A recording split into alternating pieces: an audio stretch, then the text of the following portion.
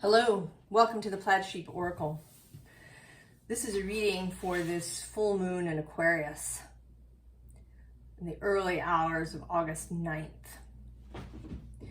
There's a whole bunch of astrology all happening at the same time.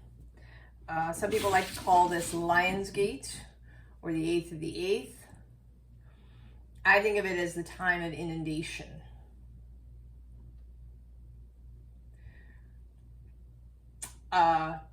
In advance, there may be noise. They're doing work on the facade of my building, and although they're not right outside the window, the noise travels through the building. I am going to run the video through a filter, but there may still be a kind of hum in the background. Jupiter the cat may interfere, make noise, cause pauses.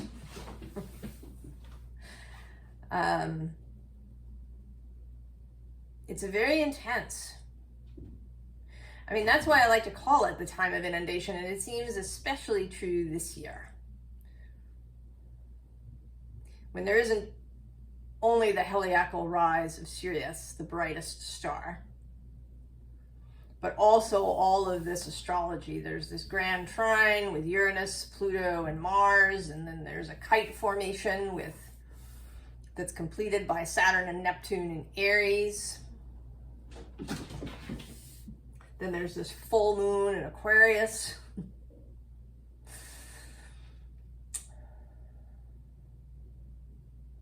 It's a lot. And in fact, I asked if there was a sort of a thematic card or a card to be going forward for the whole collective, and what I got was quieting the mind.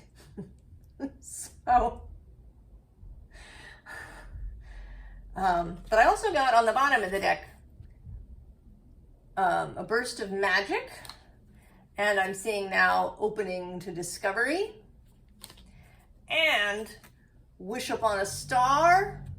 Oh, and great and full. I'm going to stop there.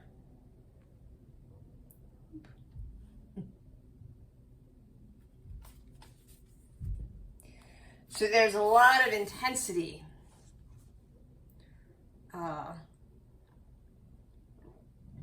Right, for the Egyptians, when Sirius became visible, it was a sign that the Nile would flood soon, this inundation. And it was a whole thing, right? An event, a whole time period, a kind of festival, right? As the soil was quenched by the waters of the sacred Nile River. But it's a lot, right? It's a flood.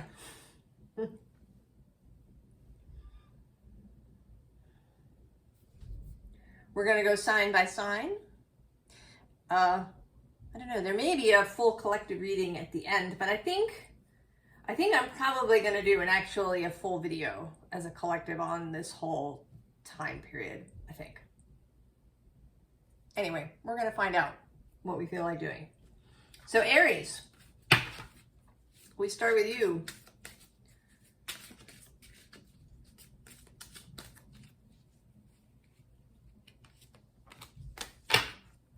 Oh, life's still on the bottom. Sol Invictus. I don't really pay much attention to this idea of 8-8 because it would certainly have been different 2,000 years ago. In ancient Egypt, their calendar was different, and but I am interested in the idea that it happens sort of in July and August. And where we have, trust the season, of course. Where are we? Embracing change, cycles of life, transition, growth.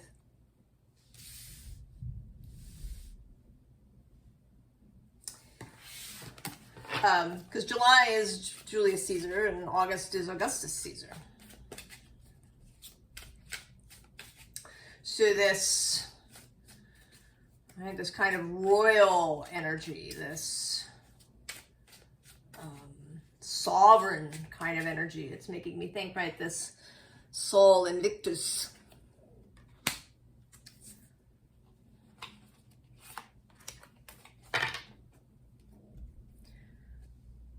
Radiate self-compassion.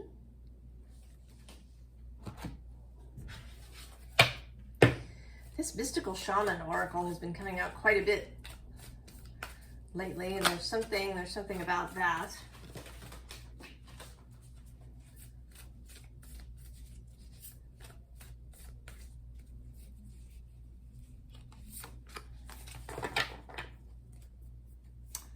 Oh, and the beloved Aries. Oh, boundaries.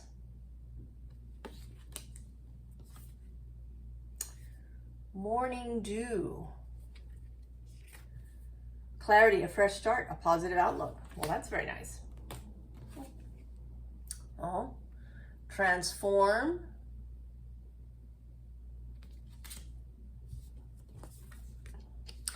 Oh, and completion.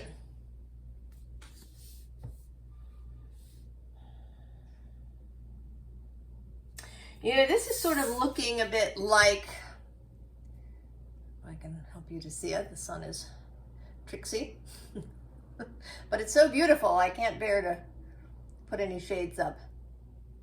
It seems like this bubble bursting.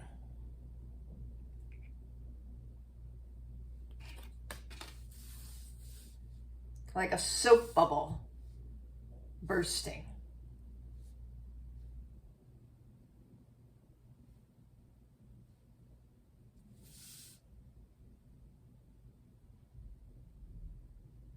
So something is coming into completion.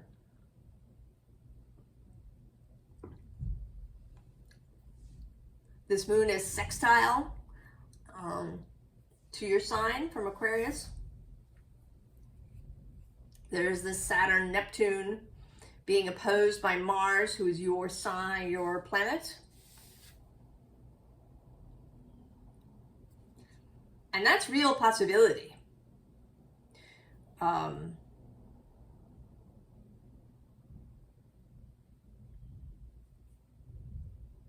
Of follow through on whatever that Saturn Neptune thing is doing in your sign. Something dissolving and something coming into being.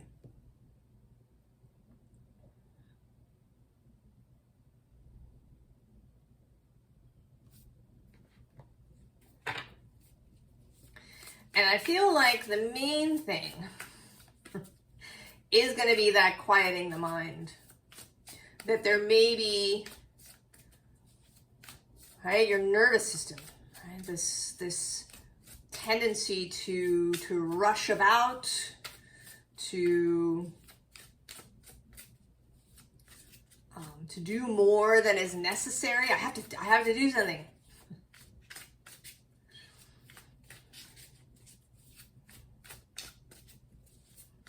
Right, than simply letting that soap bubble burst.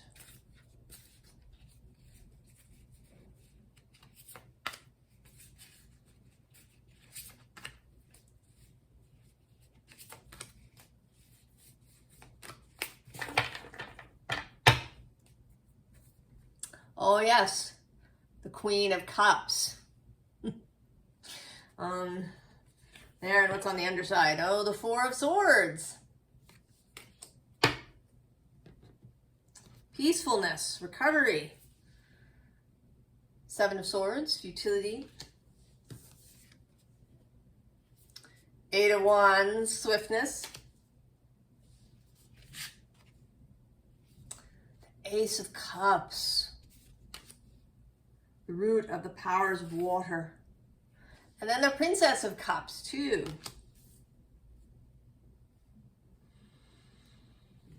Right? This feels like it might be you sort of rearing up because of all this incoming energy.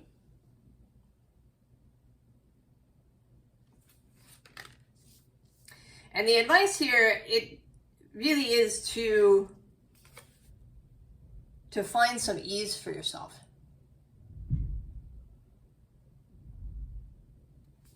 to approach things from this Page of Cups, Queen of Cups space, where you're not rushing about.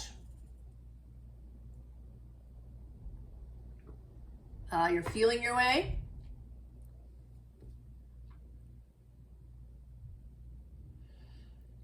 You are allowing.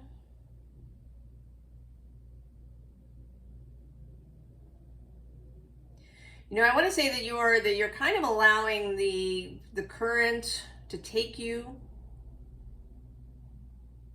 You're not fighting your way out. Who's under the Queen? Oh, yes, of course, the High Priestess.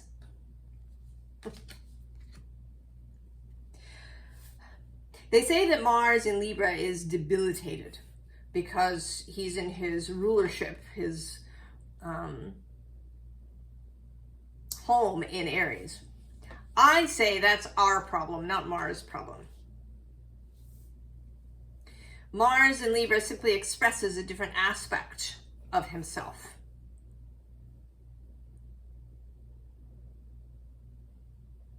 When he takes action, it is in the service of harmony, of balance, of justice, perhaps, of beauty.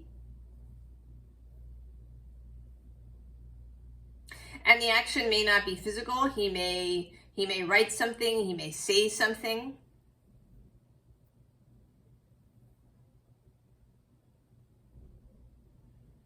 He may be a poet or a diplomat or a composer.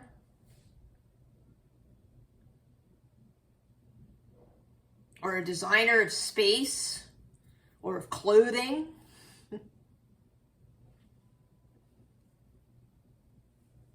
There's all these ways to act in the world that aren't aggressive.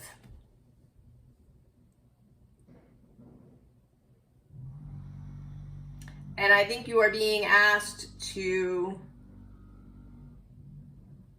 be mindful, to take time in stillness before taking action, to feel your way through things. It may seem really unfamiliar, perhaps, or it may just be all of this that's pushing on your buttons. But you have the Queen of Cups. You absolutely have the ability to just let the bubble burst on its own. You don't have to fight your way out of it. It will burst on its own.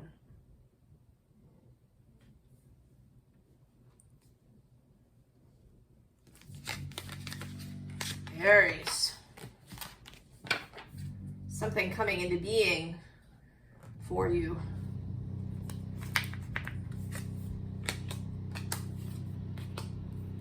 Trust the season. Trust the energies.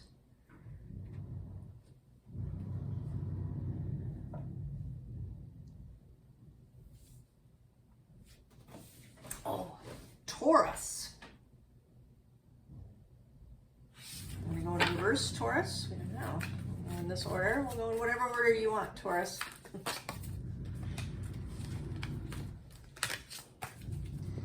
Pachamama making herself seen.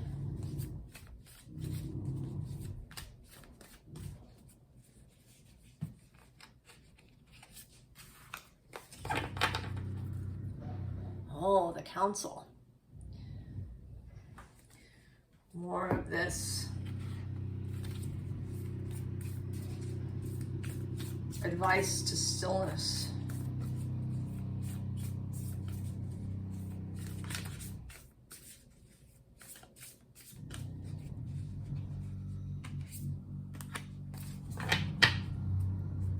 Oh, the Anointed. Answer the call, leadership, empowerment, soul gifts.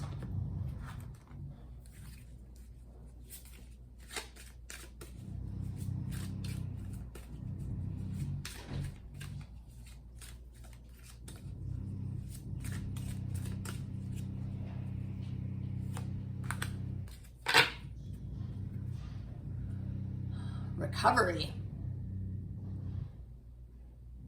That might feel really good.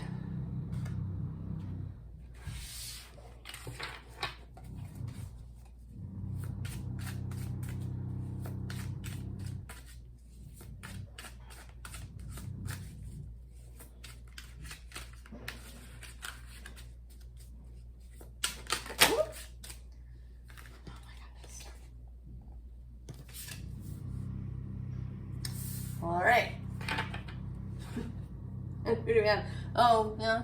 Court the subconscious.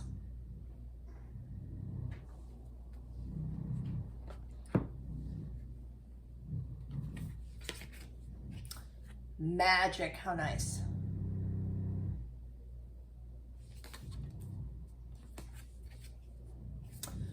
Brothers of the Rose.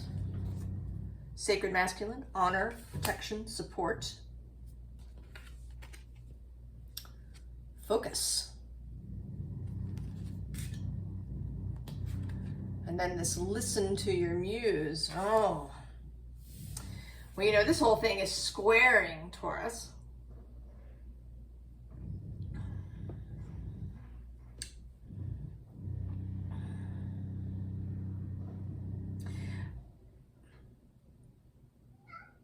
I think you're going to have some sort of creative breakthrough, Taurus.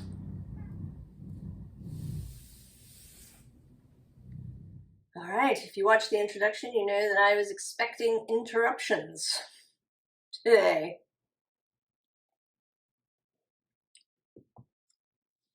Interruption number 1. So here we are, Taurus. You're having some sort of creative, I don't know, I said breakthrough, but I think,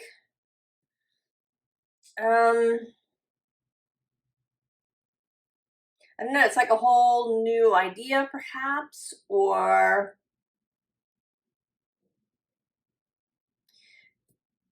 it feels like going off in another direction, you know, because we have magic here.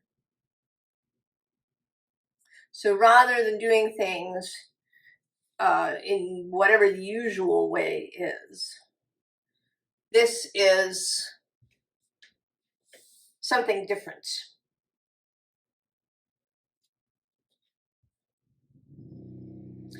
And there's this, right, this image in this listen to your muse card.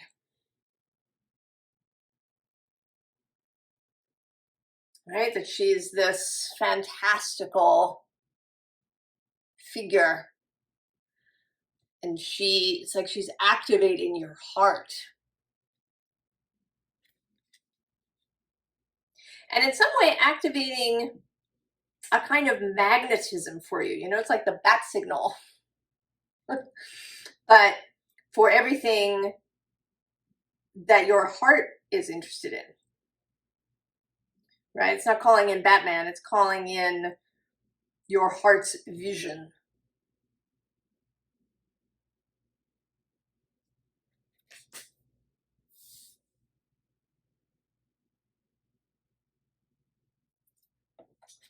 Oh, interesting. We're going for the Tarot of the Unexplained. The different, the weird, the unknowable.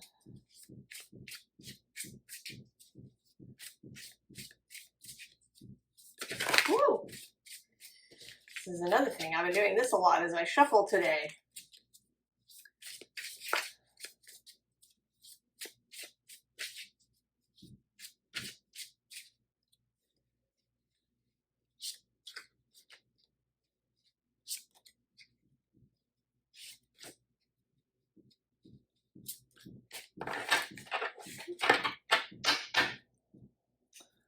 Oh, the 6 of Portals.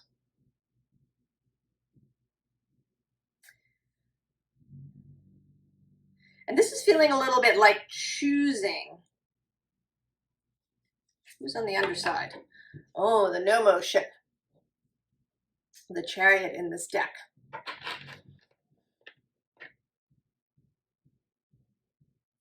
So this talks about help from elsewhere. Something arriving.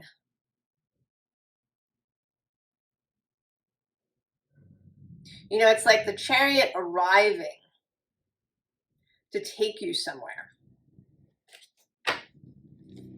Maybe driven by your muse. Fan of ghosts.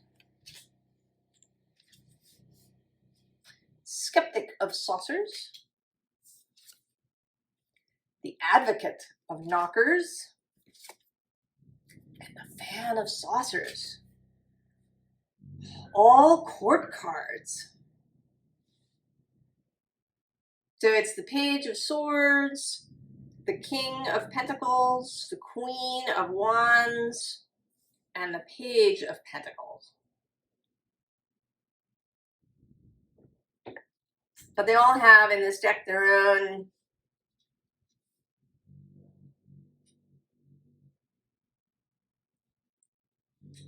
feeling.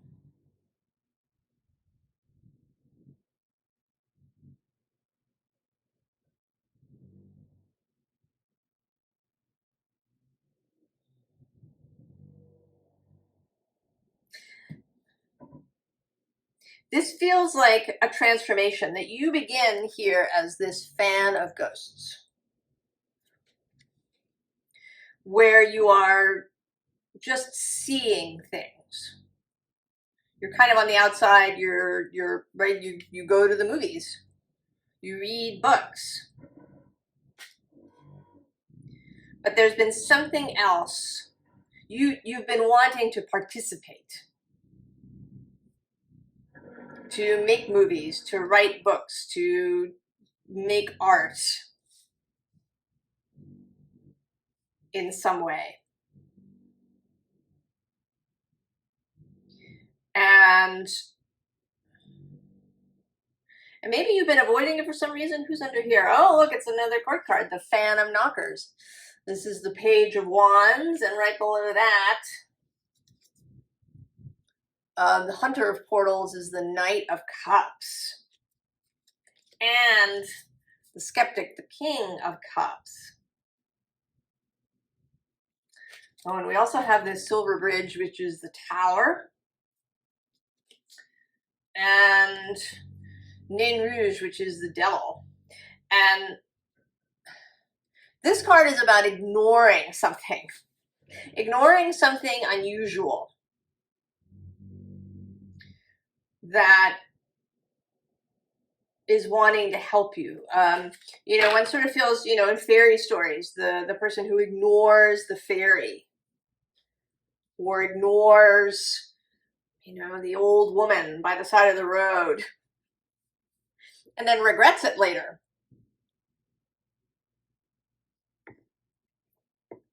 Taurus.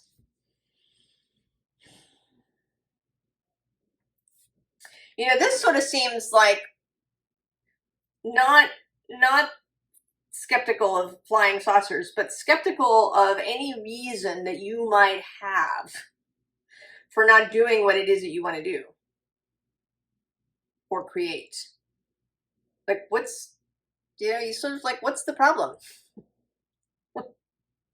What's the problem? Right? This energy, this Queen of Wands, this inspiration and dedication to an idea. This advocate, the knockers are Sasquatch, Bigfoot. He knows they exist. He spends time, you know, in the forest waiting for them. He doesn't need to see them to know they exist. And then we get this Fan of Saucers, the Page of Pentacles.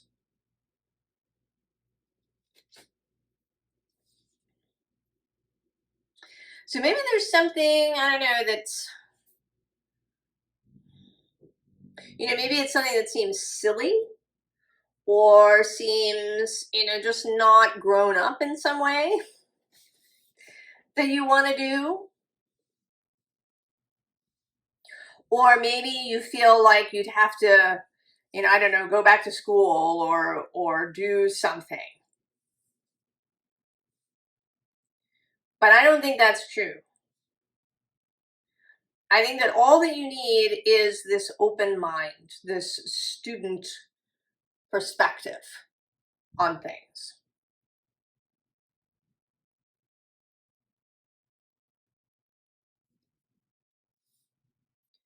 Right? The willingness to choose the one that you want.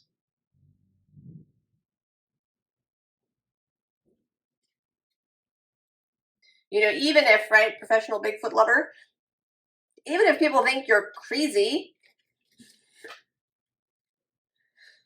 it doesn't matter, right? You are listening to your muse, right? This Page of Wands energy.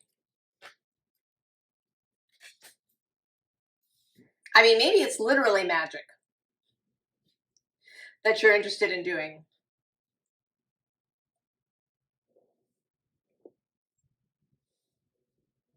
But now is a really great time to allow this out, to really, right? This has a kind of feeling of focus too.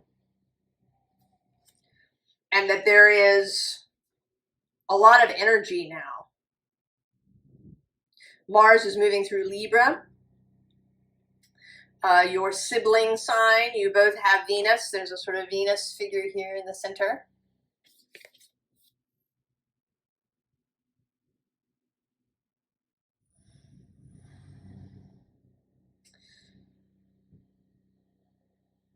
And there's this moon. And squares are really dynamic. They have the possibility for dynamic change. You know, for the hard left turn.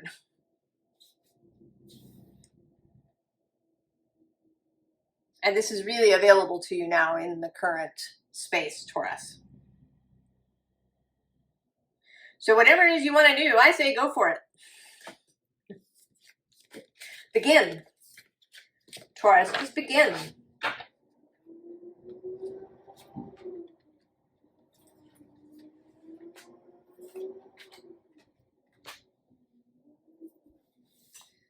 Gemini.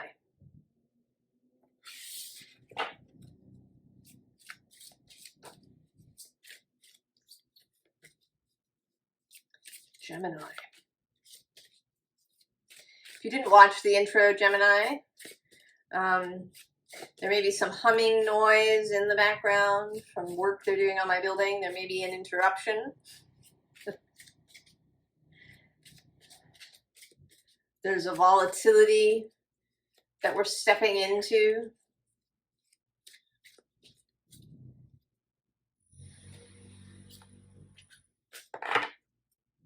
Oh, rest.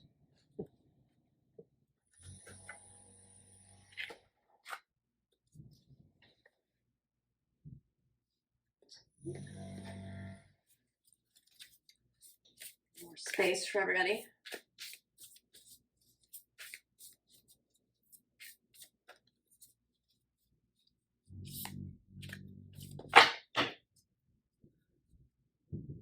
The rose thread.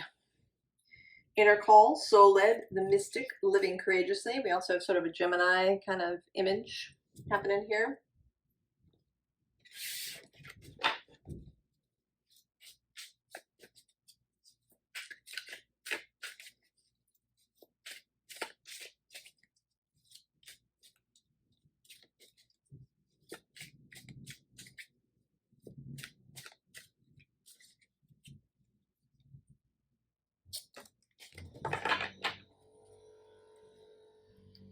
Submerge.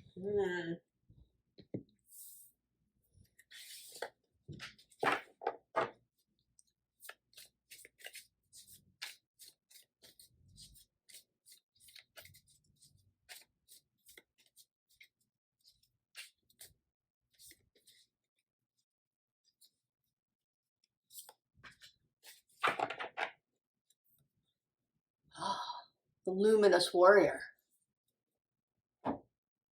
Well, that's nice. Fertility. Excellent, Gemini. Lineage of the rose.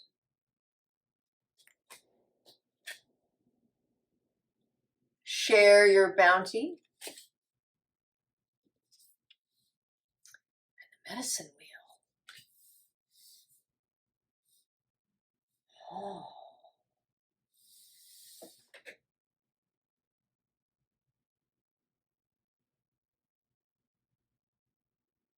Gemini.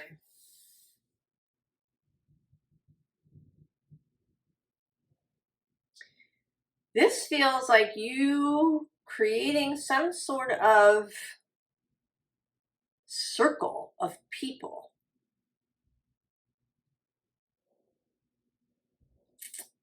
You know, I don't know what you might call it, a manifestation group, an inspiration group.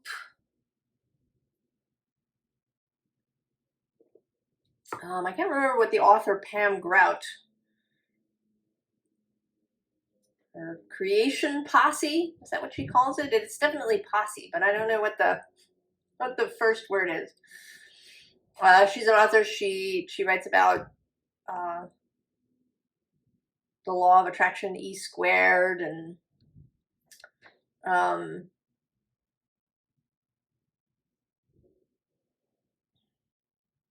I don't know, maybe there's something in that for you if you've never heard of her. But this really feels like you are bringing together a group of people. And I want to say that you bring everybody together, but you aren't necessarily the leader as such. You know, this group feels very much like a whole group of equals. But maybe you're the spark, or you're the glue that holds the thing together. You know, some years ago, I took this class with the author Mark Matusik, and it was about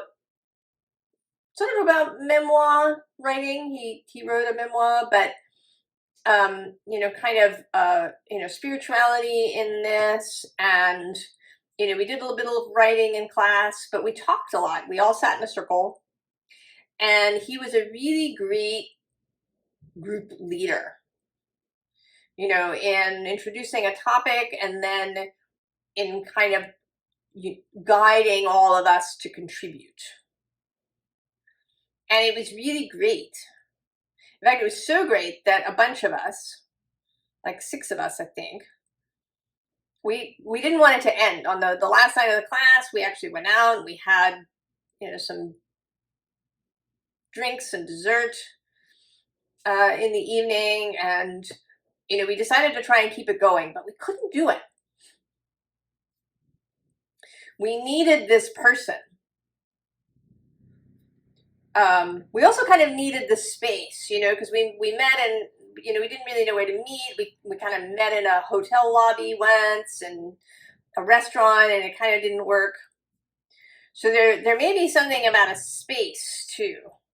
Might be your home.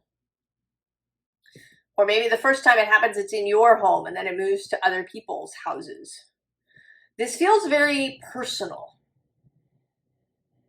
You know, I don't think it's, you know, a think tank or, you know, a business group.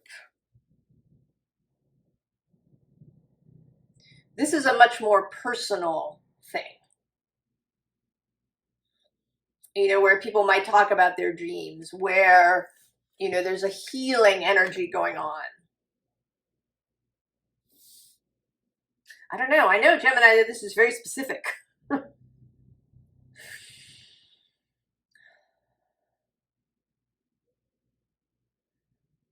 don't know, maybe you'll be invited into a group and you find that you have a real gift for facilitation, for getting people to talk to each other.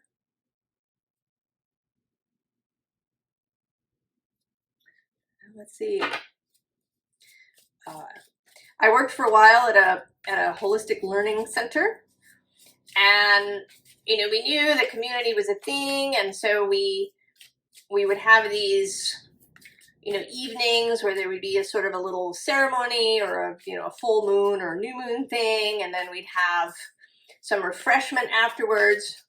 But it didn't really work, again, because it needed somebody to be the facilitator, right? You see this in Victorian novels, you know, that the hostess, or, you know, any novel that talks about, you know, parties and the host or the hostess who really, you know, a really good party has somebody who knows how to create, right, synergy and mingling and conversation. And of course, it makes sense that you would be good at that, Gemini.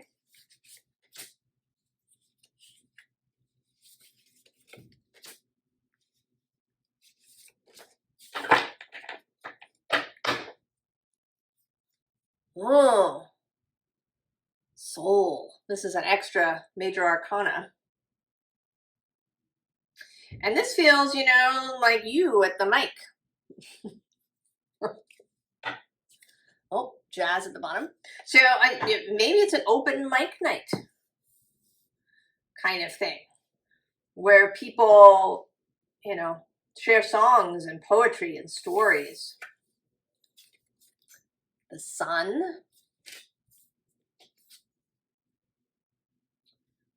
Queen of Blues, Queen of Cups. The Ten of Blues. The Seven of Jazz. Oh, yeah.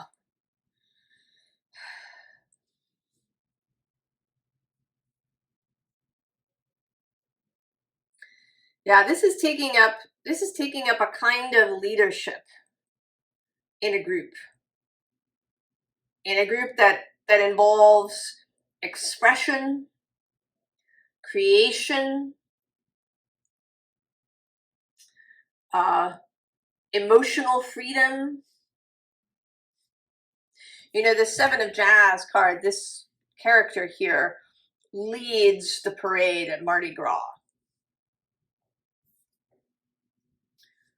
with his flaming lantern there.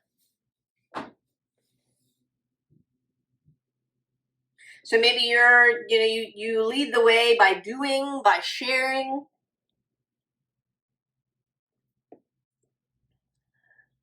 Oh, the moon under that.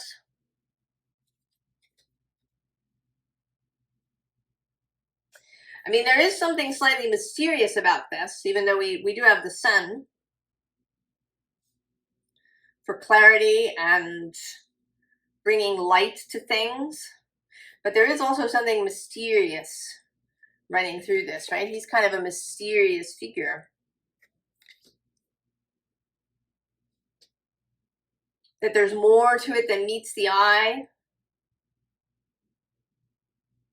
That there's some synergy that will be created with the group.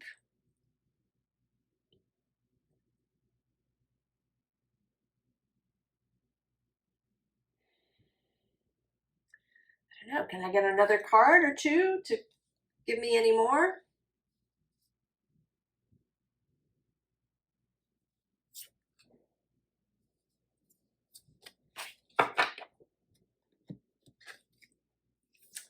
Knight of Jazz and the King of Axes. So yeah, there is something creational, empowering, for you here, but it may spread to everybody else as well. I mean, it may be that you gain confidence, you gain authority. You're usually associated with the Knight of Swords, but here you're the King. And the Knight of Jazz, who's actually Sagittarius across the way.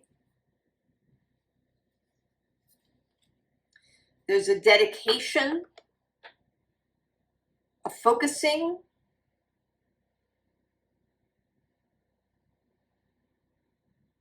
I don't know, like finding your vocation, your calling.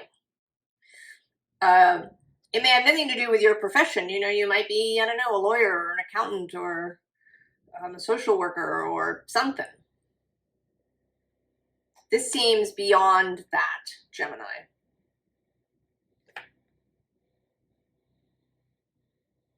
No, I think you're just going to have to go and see. Keep your eyes open. Or have you been wanting to start such a group? You do it, right? You are the luminous warrior.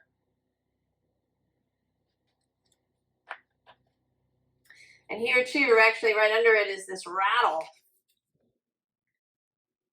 that I think of as a kind of summoning energy, or of, you know, entering the space. You use rattling to enter the shamanic space. Gemini. Maybe I'll meet you and become part of your group.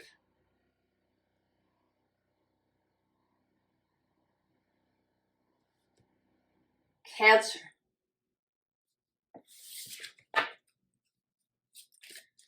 Cancer. Next door. Next door to the sun. Quincunx, the moon.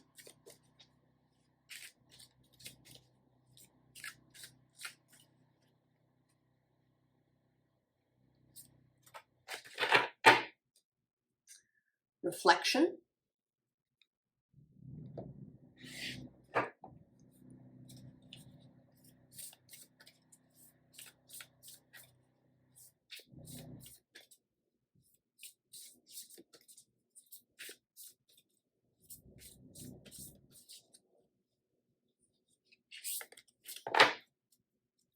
Sophia. Divine plan, wisdom, intelligence within, destiny.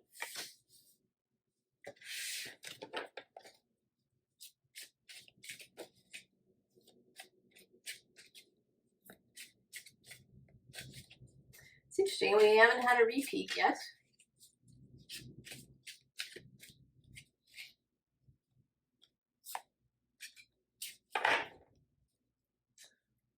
Bubble up.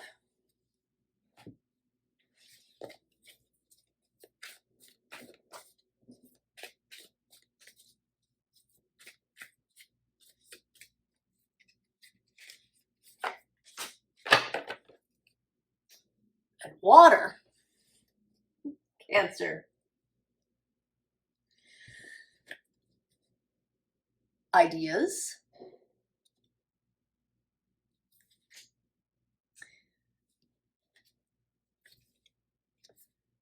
The Anointed.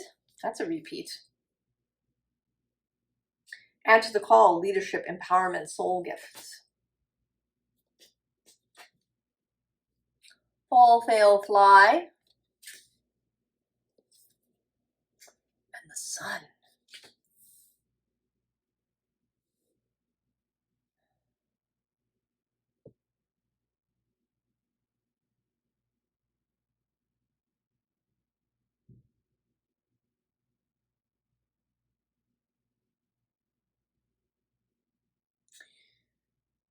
You know, this seems like maybe you're a little overwhelmed.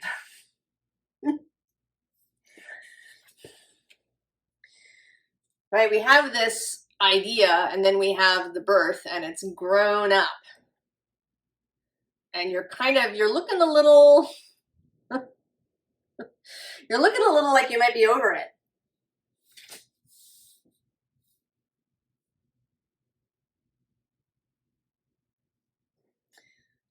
You know, it's almost as if you're carrying an idea, or right, that this thing wasn't yours.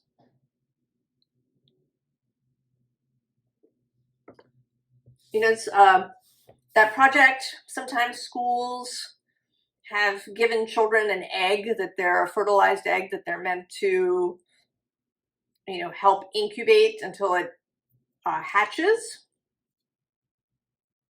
You know, but it's not your egg.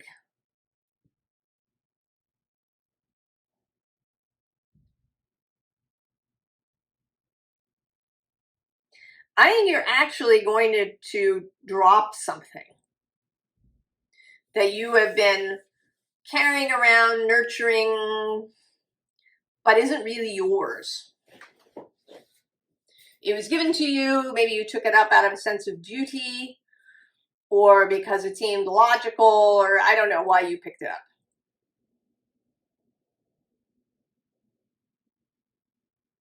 And now you're going to drop it. You're going to free yourself, right? The sun is dancing. You're going to free yourself. And actually, you know, she's blocking the sun, actually. And what's really present is the moon.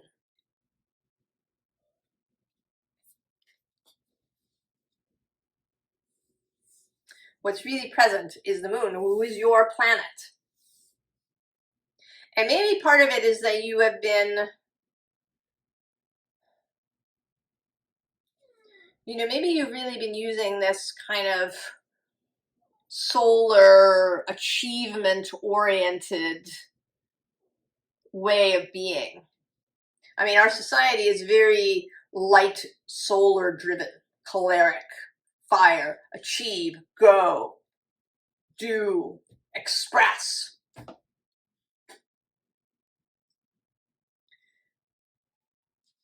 And maybe that is what's,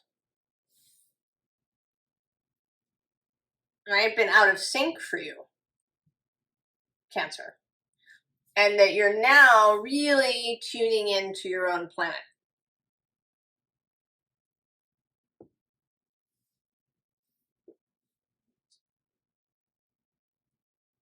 In a way that you never have before. Right? Because we have this water. Right? There's water here as well. You know, and often,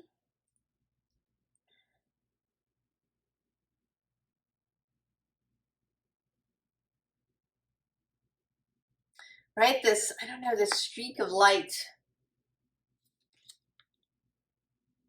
It's almost like you're shaking it off. Oh yeah, because right below is the sun. So I think you're finding that your wisdom lies with the moon. And in moving in this more moon way.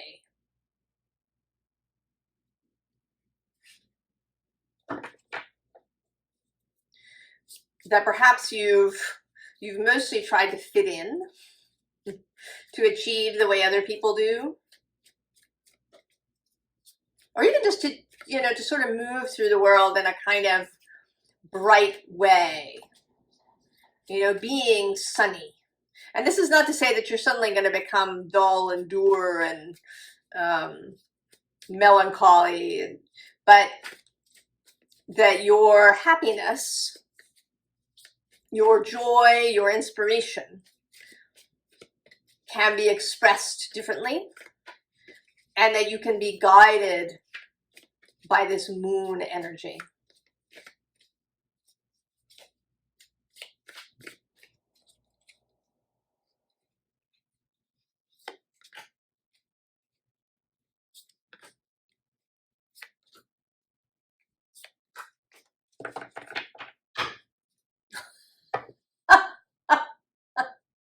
The sun.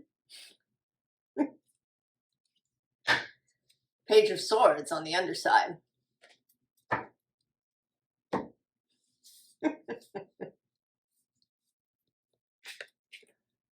And the moon. Four of Wands. Two of Swords.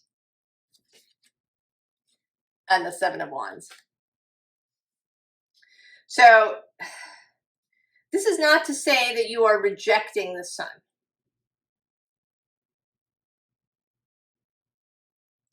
But that you are turning toward the moon as your guiding principle. That the sun absolutely has its place. Right below that, Three of Wands.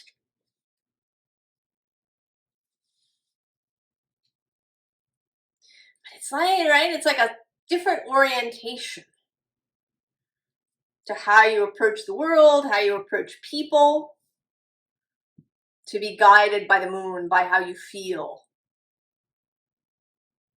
rather than by any specific need to express something or to do something or to act.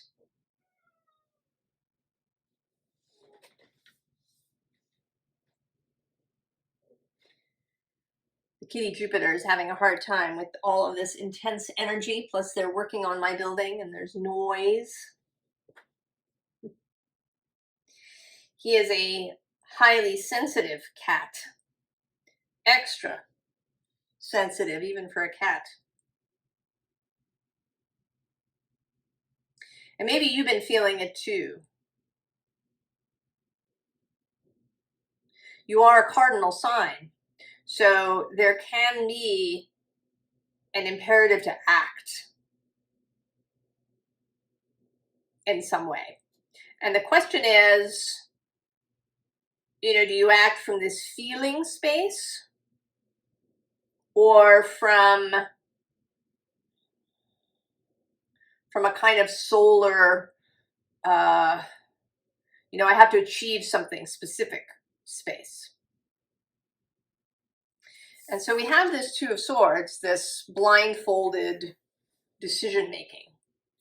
And on either side of her is the Four of Wands, right? Structure, a nice home space, ease, quiet. And then the Seven of Wands,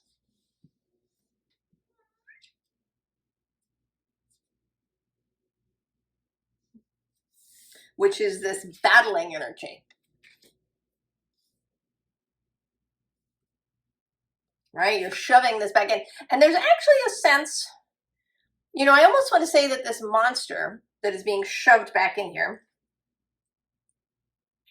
may in fact be your feelings about something that you have been pushing your feelings aside.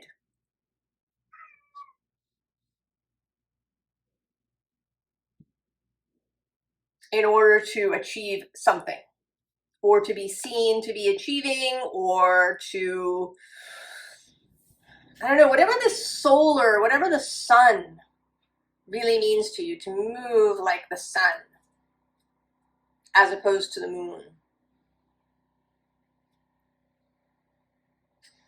Kind of want something that comes after this.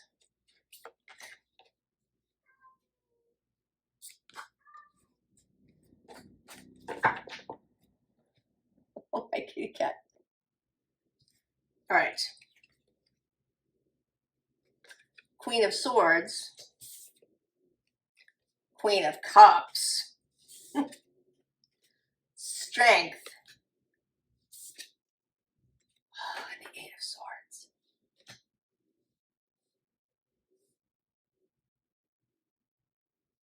So yeah, it's embracing, right? Embracing your Queen of Cupsness.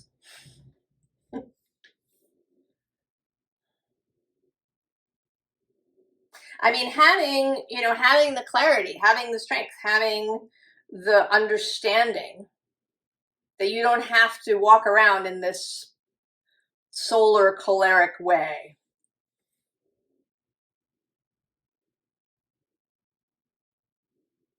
That maybe your sun is informed by your moon.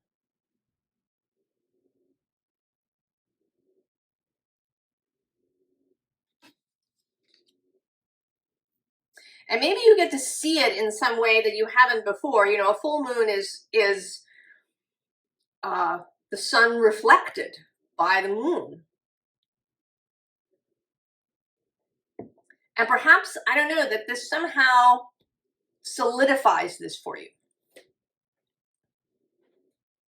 Lets you understand that your sun, your expression, your heart, your solarity, this solar energy can be seen when it is reflected by your moon. That it doesn't have to be seen directly.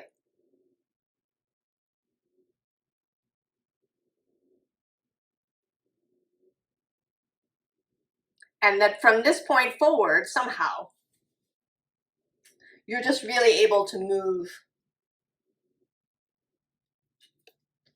guided by your moon.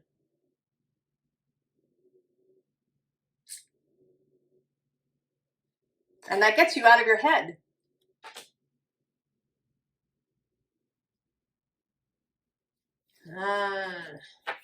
Cancer. I know there's a little nebulous, perhaps, but I think that you will understand it.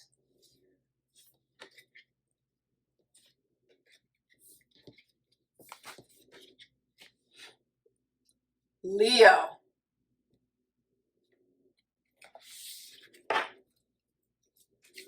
Leo.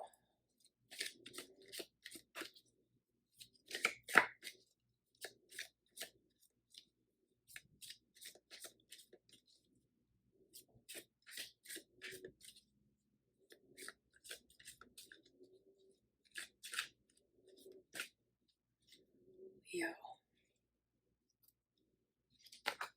I'm going to warn you, Leo, there might be an interruption.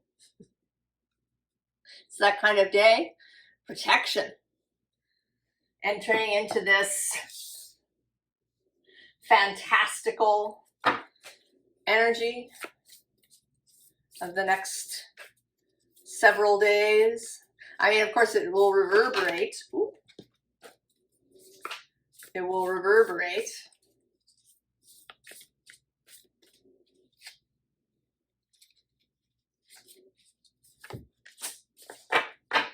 Ripple out. Plant yourself here, Leo.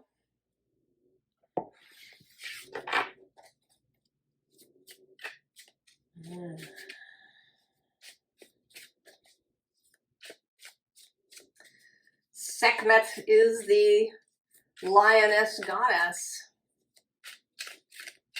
I actually don't know where she is currently, astrologically.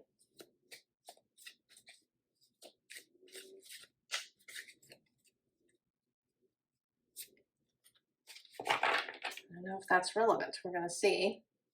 Get your brave on. Very you. Leo.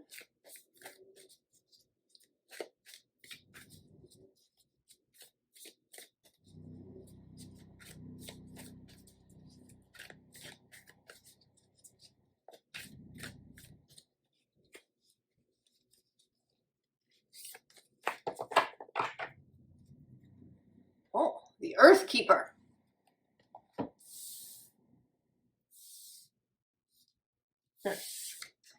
Maybe we do want to know where Sekhmet is.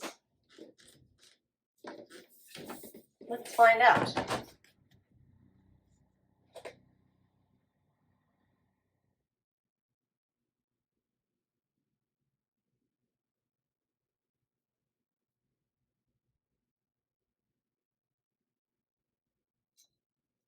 $21 Libra.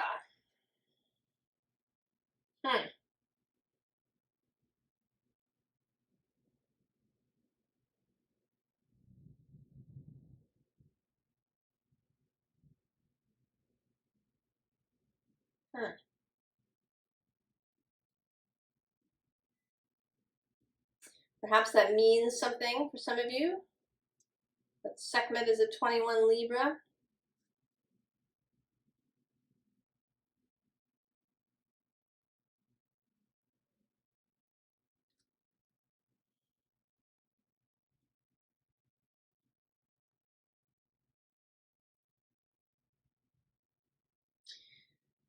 She will be trine and sextile this moon. And she is in a sign that is sextile yours.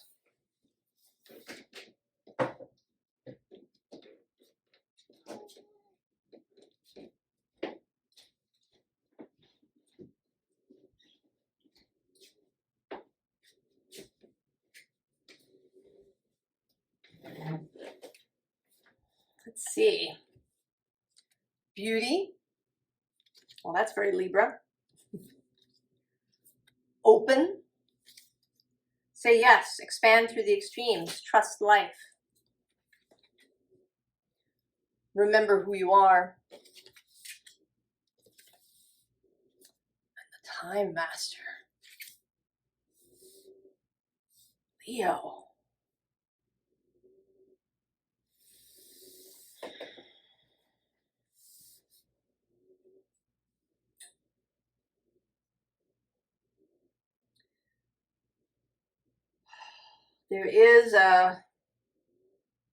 There's a fierceness to this.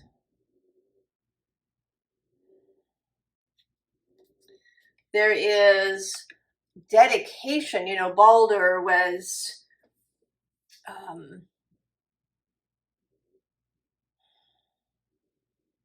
there was a purity to him, an integrity,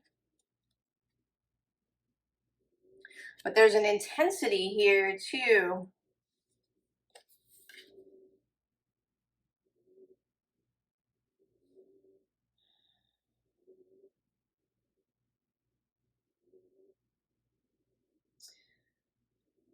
I think there's going to be a call to authority,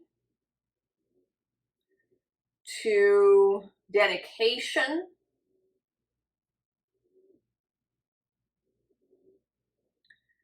It's been feeling to me, Leo, that you are being called to be a counterpoint to that Pluto in Aquarius energy.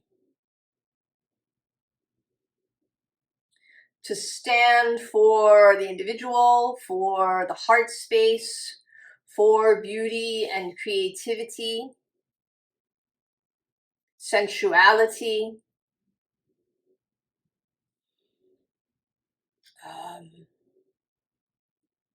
nature, humanity.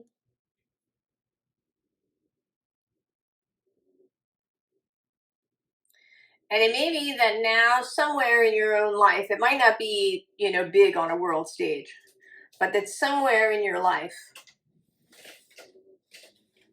you are going to be called to take a stand. It might be a stand for beauty, for integrity, for doing things in a human way. The obvious example is opposing, you know, a lot of AI coming into whatever you're doing, particularly generative AI. Maybe the company that you work for wants to lay people off because they could just use AI.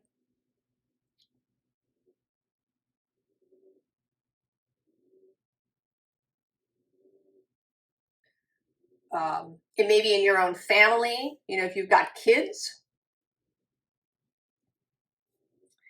Maybe they're, you know, using a lot of technology.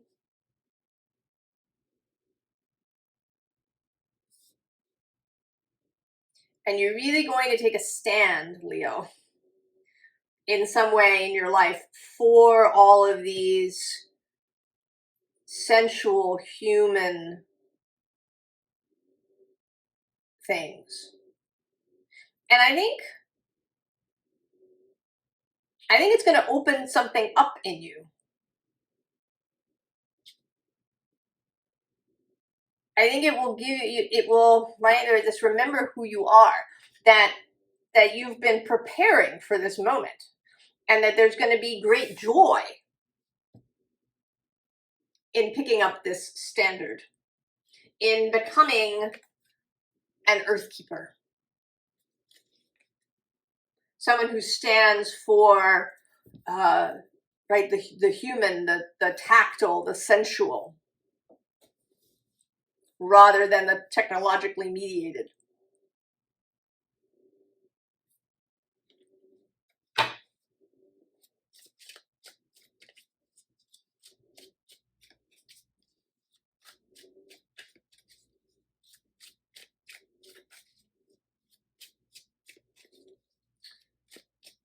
Leo.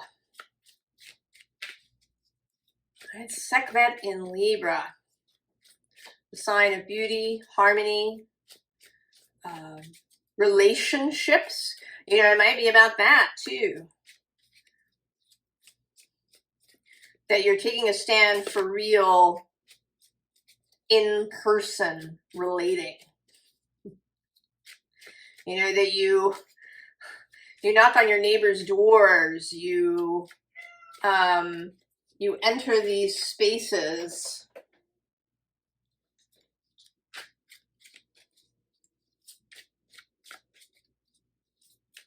where, you know, people have kind of barricaded themselves.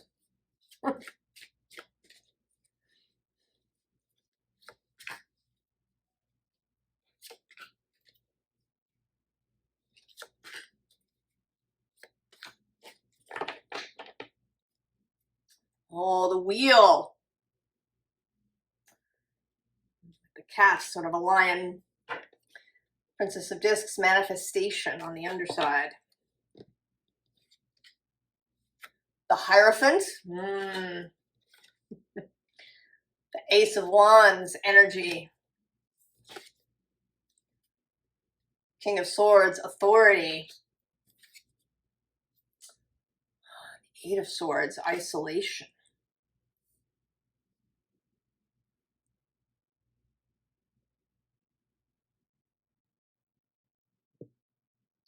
So you're taking the staff. You're taking this authority onto yourself. Maybe you've stayed out of it up until this point in some way, right? Just kind of doing your thing in the corner.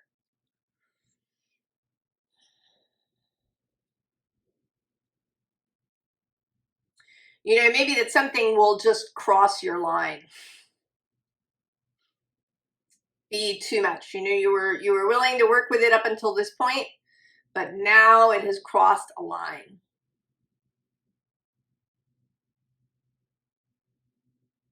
But your response is not an aggressive one. You want to call people to this vision that you have. You want to inspire people. Right? You don't want to force people or, you know, have it be about anger or a battle. I mean, you may even appeal to reason.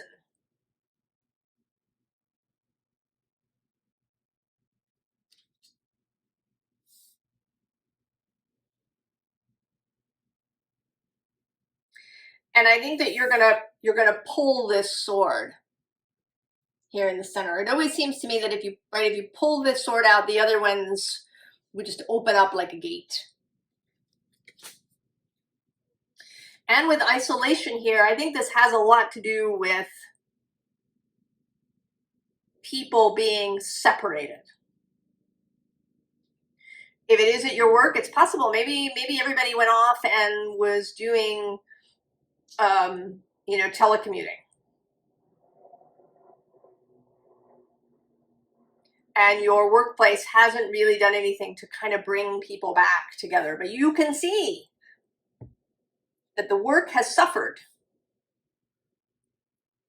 I mean, maybe even the people have suffered in some way that maybe they don't see, or you know, that they don't know how to come back. You know, maybe the people want to, but they don't know how. That it feels awkward or weird.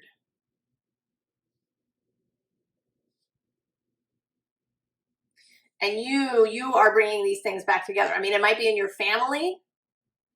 You know, maybe everybody goes off to their own room and is on their own phone.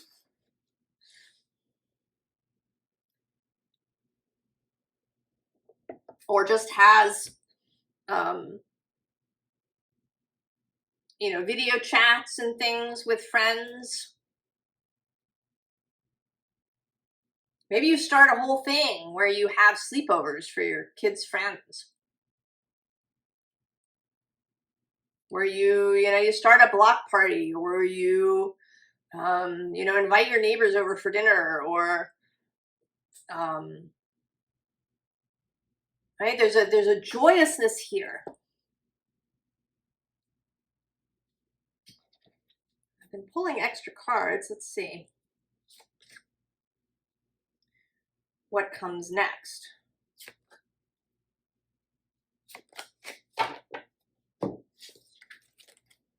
Oh, change. The Hermit, there you are with your lantern calling to people. And then dedication. And I think this is you seeing how much joy this brings you and becoming really devoted to this. But also that other people will come and be a part of it. I don't know, you should maybe talk to Gemini. Gemini's got a circle going. Go and find Gemini.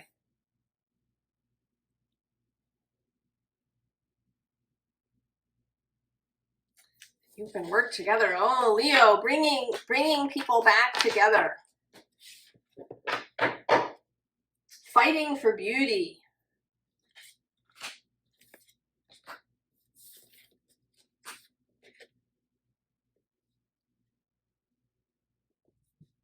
Virgo.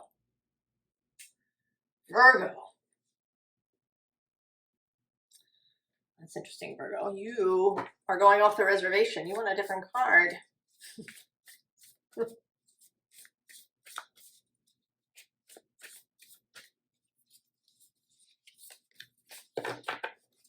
bottom of this. Oh, Uranus, change. He's definitely in the mix today. Cancer on the bottom. That are there.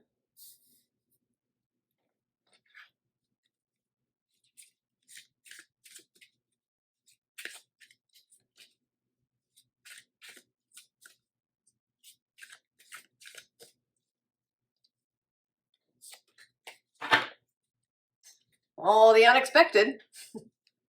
Virgo.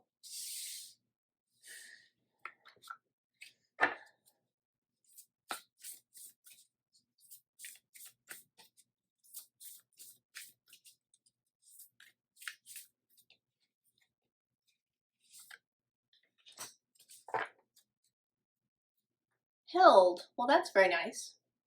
Sureness of the soil, unseen help, support, community. We're skipping that pile, that deck.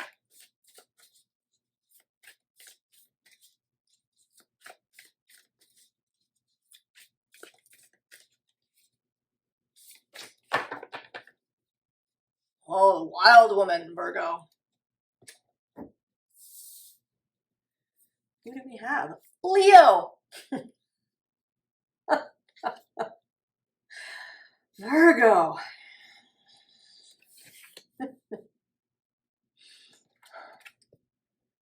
Reformation.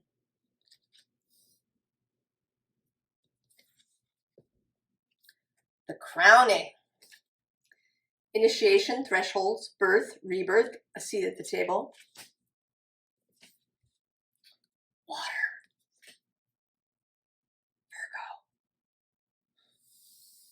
Virgo.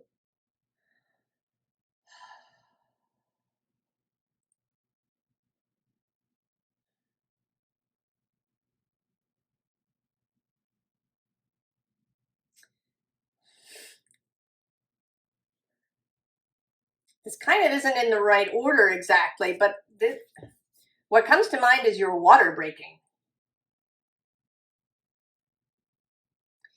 And that this is this unexpected thing.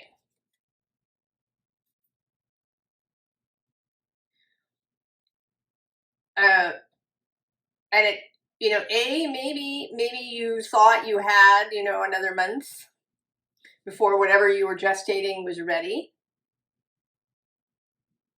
Or another bunch, however long before it was ready.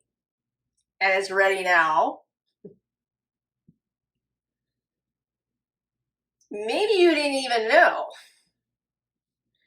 that you were pregnant in this, with whatever this is. That something was gestating within you and you didn't even know. And now your water has broken. And it's moving really fast. You're already crowning. I mean, your water breaks and then boom.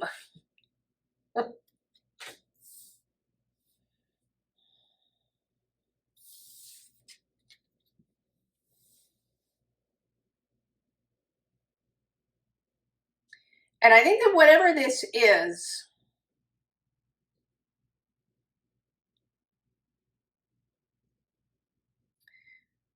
that it's something to do with you personally. That there's some reformation, some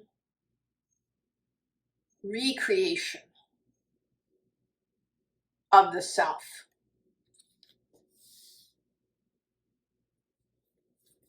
Right? This shining energy.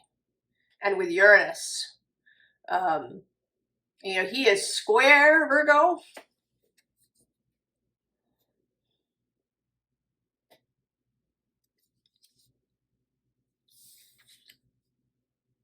There's a lot of intensity happening kind of around you. You've got Uranus squaring you. The Sun and Mars are both semi-sextile right on either side of you. This moon is quincunx. Mercury, your planet, is moving retrograde through Leo until the 11th, when he stations direct.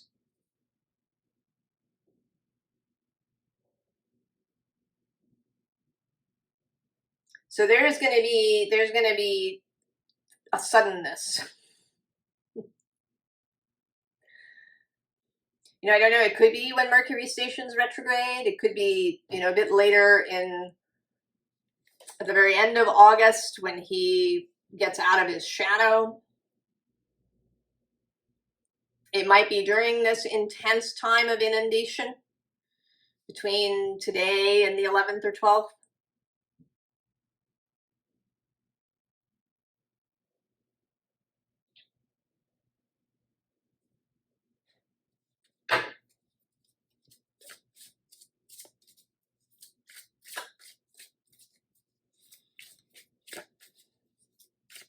But there is whatever you've been gestating, Virgo, whether you know it or not, is coming now. Like imminently, in the immediate future. You know, not I want to say a month from now or 2 months from now or however long, but imminently.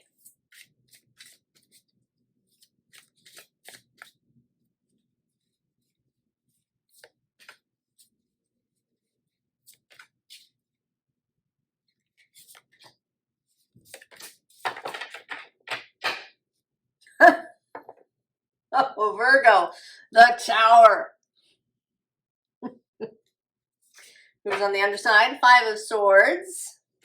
So it's a little challenging. Oh, but look, the root of the powers of Earth, the Ace of Pentacles. The perfected work, 4 of Wands. That's Venus in Aries. 7 of Cups, seduction, Venus again in Scorpio. And the Magician, Virgo.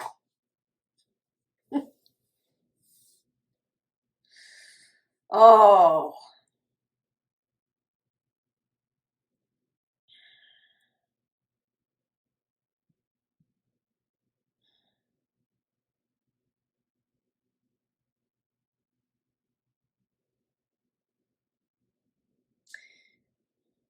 There's certainly something unexpected. And maybe there may even be a little something that's taboo about it. With this seduction card. You know, and Reformation makes me think of the Reformation. You know, Luther nailing his list up on the door.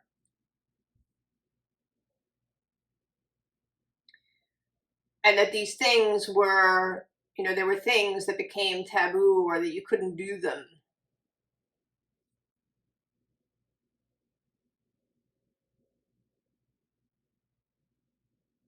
kind of on both sides, you know.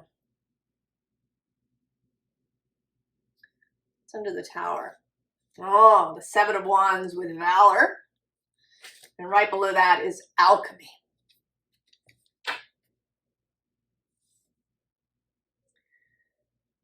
So whatever this thing is that you have created is powerful, it's interesting, it's juicy,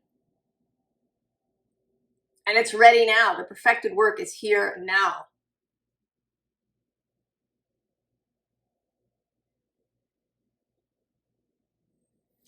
And it may be, you know, with this seduction, it may be that because it shows up either earlier than expected or it shows up at all, that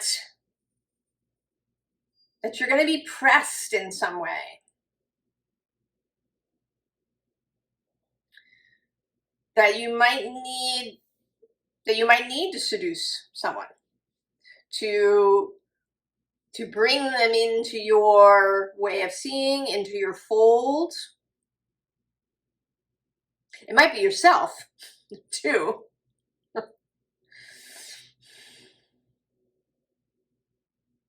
That you have to seduce, but you are the magician. Mercury.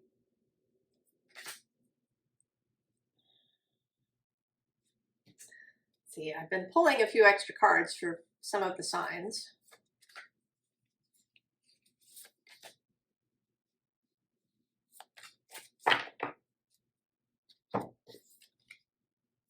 Oh, persistence, Nine of Wands. The Lovers. And Justice. So, just keep going, Virgo.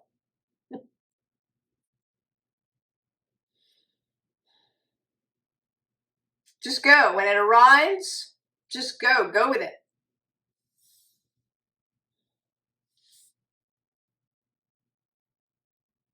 Right? There's going to be the Lovers. There's going to be this alignment of justice. Follow the water, I want to say. Follow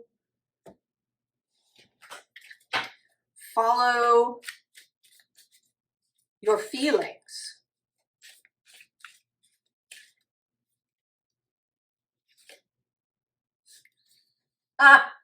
Leap like you mean it, Virgo. Leap like you mean it.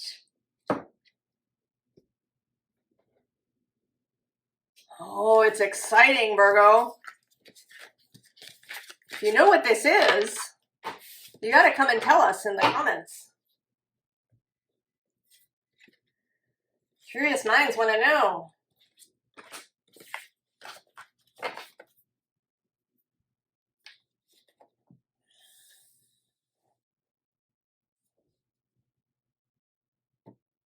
Libra.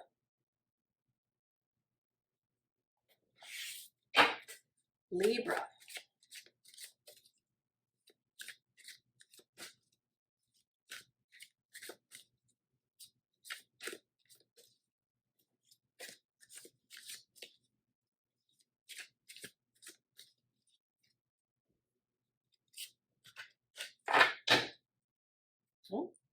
Ideas.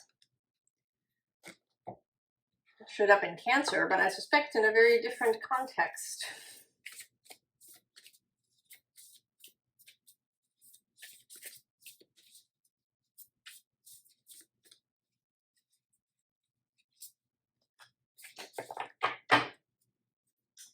The Thorn.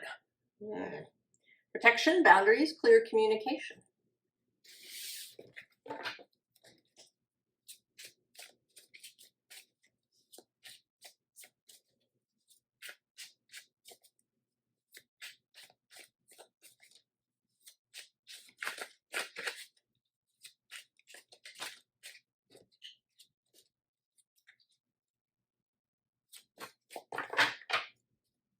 Oh, submerge.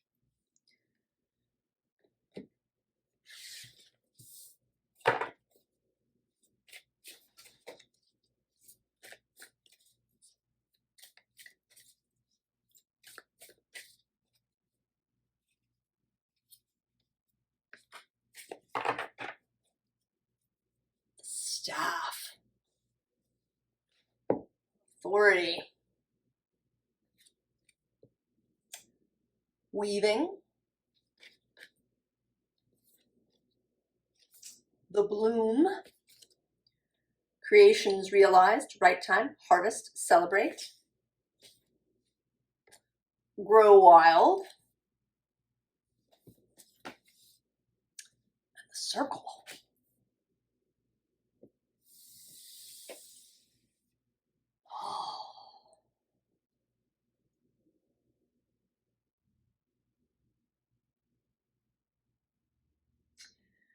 I want to say, Libra, that you're growing something. And if you've been keeping it under wraps, that has been wise.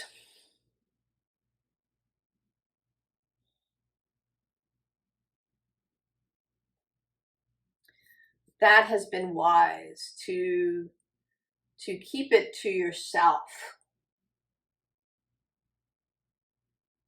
Sub rosa.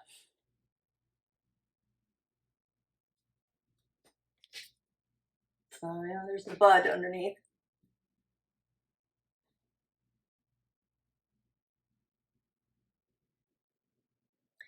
And I think you are approaching the time of revelation, of introducing what you've been creating to the circle.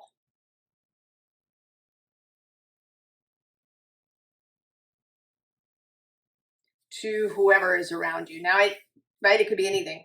Might be a project at work. Might be something you've been planning for your family. Maybe you're pregnant. And only your most intimates know. And now you're ready to reveal that to the larger group.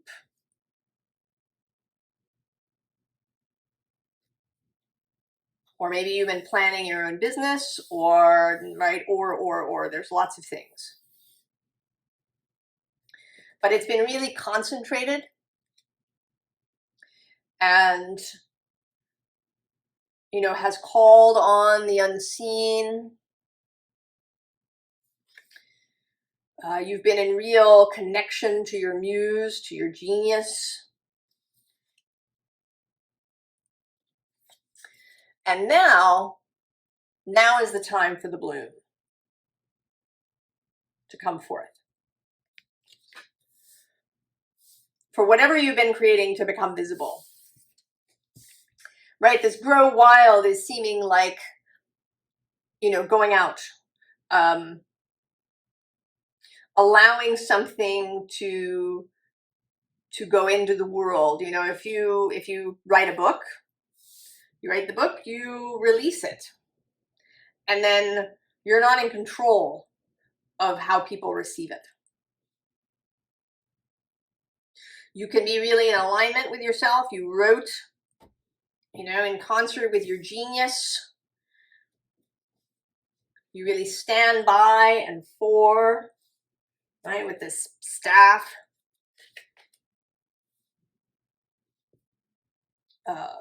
What you wrote, your vibration around that is really good, but you're not in control of how people receive it, or maybe what they get out of it. It's not only about, ways that people might criticize you or the work, but ways that people interpret it that's totally unexpected.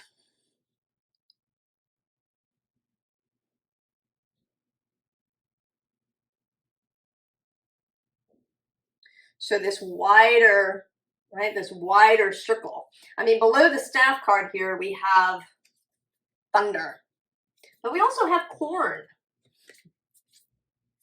So I think that when you release this thing,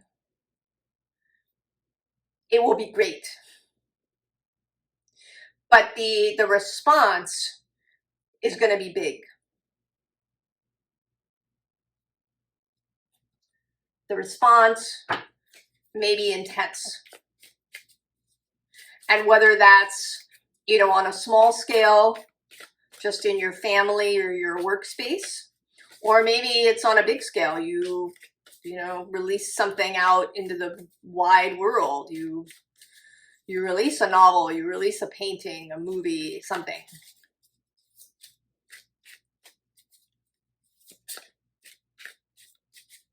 I think that the response will be overwhelmingly positive,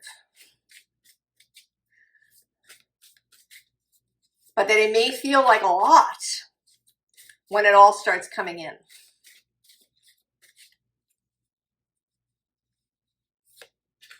This time of inundation that we're in, right? We wanted the Nile to flood, but it could be a lot.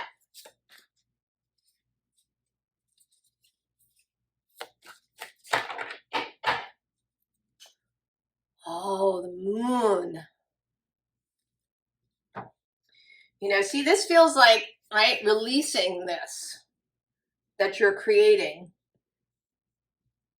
and then letting go of expectation of a particular response. Right below that, we have the Emperor and also the Preacher with the Hierophant and the Chariot. Oh, and there you are. Queen of Axes, Queen of Swords. So there's a lot of major arcana, sovereign energy behind you. Who's underneath, did we say? Oh, it's the Knight of Jazz.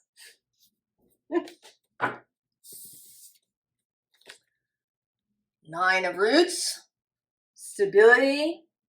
There you are in your dressing room. You're ready to go on stage. Confident. Page of Roots, ready for what's coming, ready to engage with the new. Ten of Blues. Lots of really beautiful response from the circle. Page of Blues as well. You may feel sort of revitalized by this. Oh, and the Devil. Libra. I wasn't sure if this fifth card wanted to come out, but there he is. So,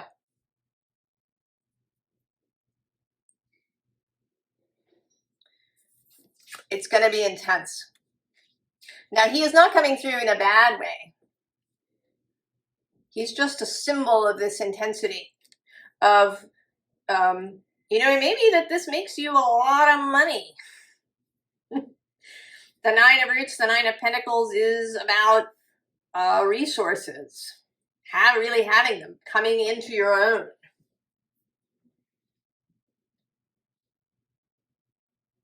You know, if you publish a book and it goes crazy, you know, you could end up with $1 million.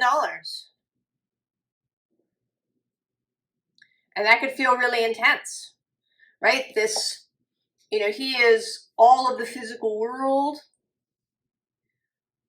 He's also the trickster energy within the physical world. And he is related to Saturn, who's sitting across from you, conjunct Neptune. Right? Mars has entered your sign, ready to go. He's going to be there for about a month before he moves into Scorpio.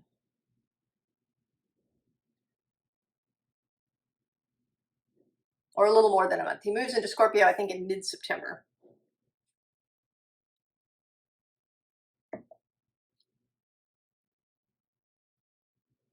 So there may be a lot of action that happens, that's required, that is inspired in you.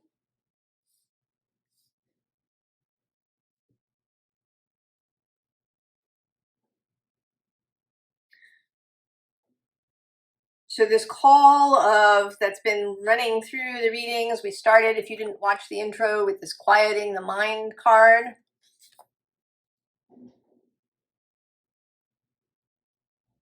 It's all beautiful, Libra. Take care of yourself. Because it may feel like a lot, but you are absolutely capable. you can have the capacity to receive all of it. The finances, the joy, the the great reviews, the people loving whatever it is. You absolutely have that capacity.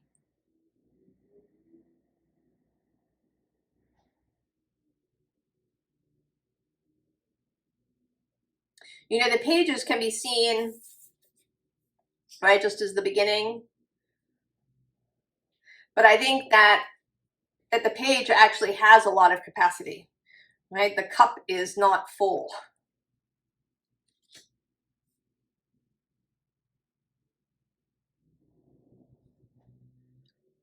Right? That openness to wonder and beauty that is within you.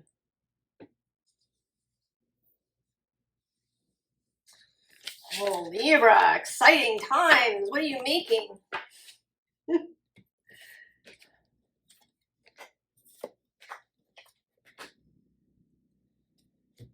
Scorpio.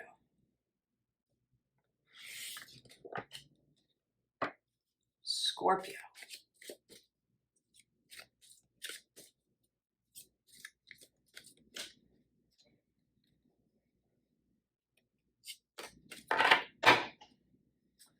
Resilience.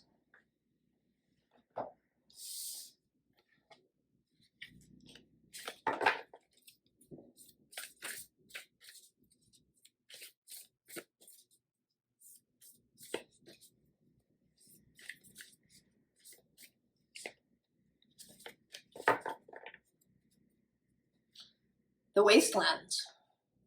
Sustainability, slow down, tend to your garden.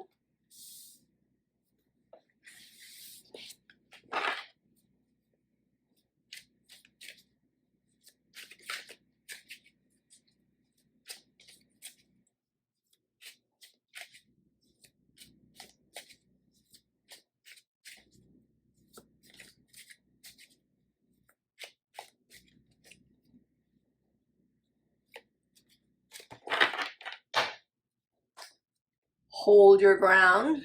You are with your dragon, Scorpio.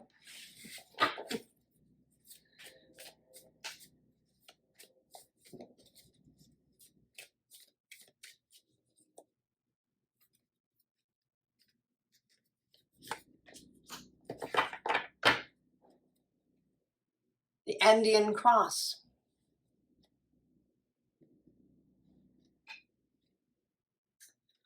Suryadev, illumination.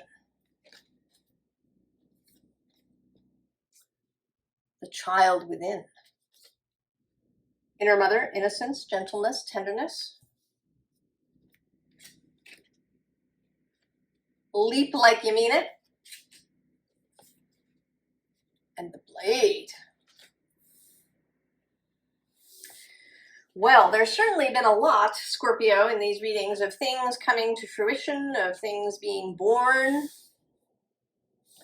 of the time coming for an action to be taken.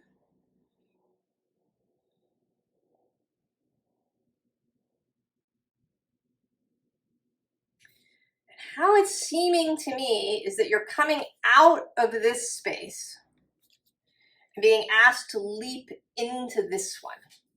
This blade often looks to me like a portal, a slit in the fabric of the universe.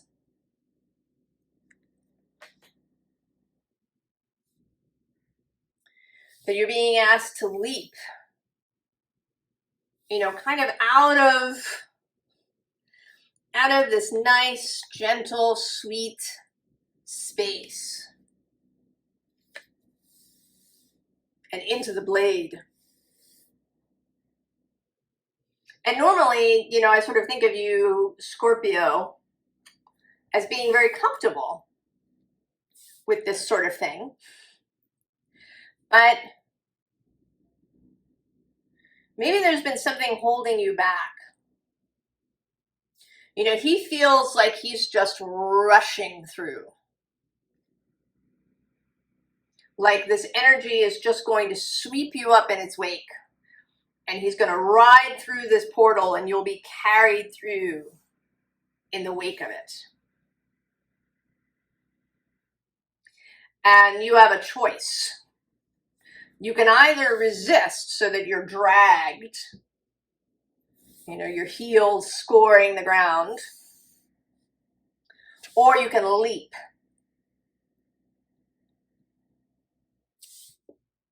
In fact, you can start running. Right? You know, if you wanted to leap on something that's moving, you want to be moving too.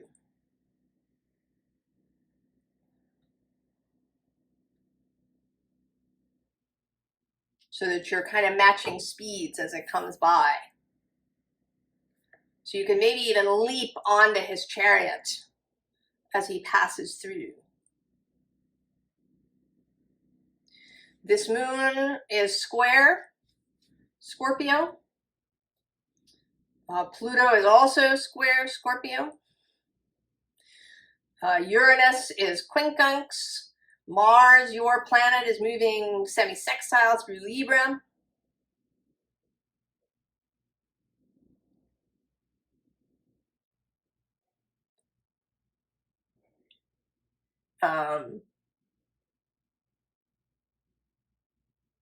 Saturn and Neptune are also quincunx from Aries.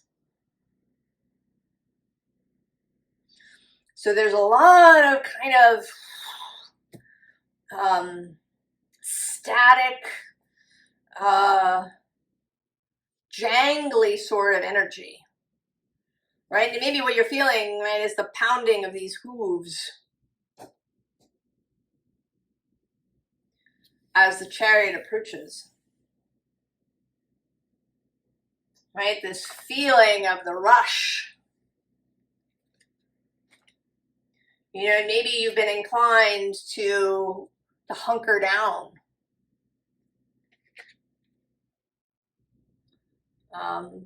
You know, to hold your ground. But the portal is there.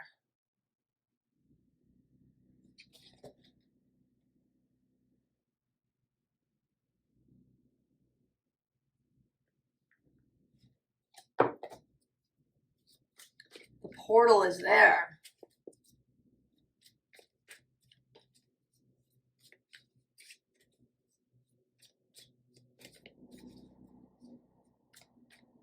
You know, this is the first time I'm really noticing this hair that's passing by.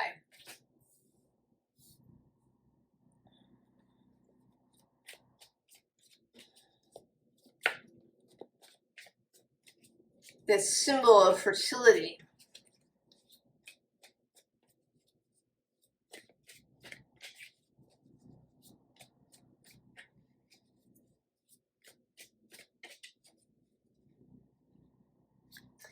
I don't know, pregnancy and birth have been showing up a lot.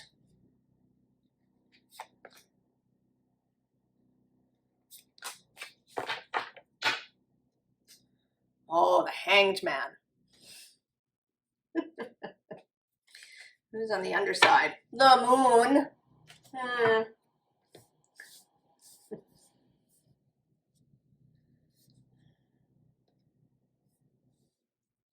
You know, we think of Scorpio as being fearless about going into the dark.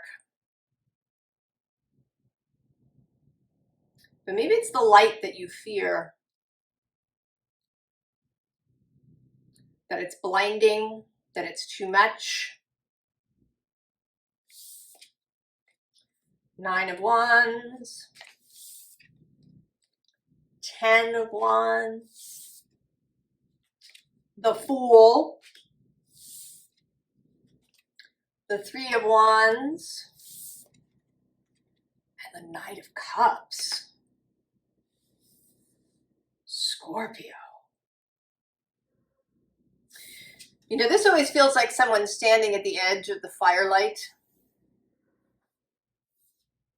You know, maybe there's a celebration, a happy group, and a circle. And this person is just standing on the outskirts. They can't quite bring themselves to, you know, to go join the group.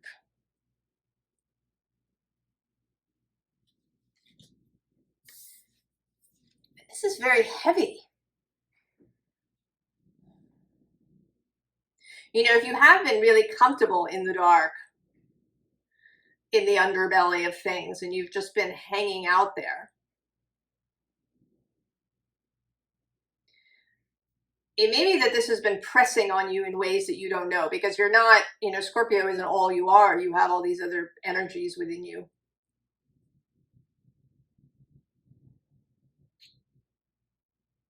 That need nourishment.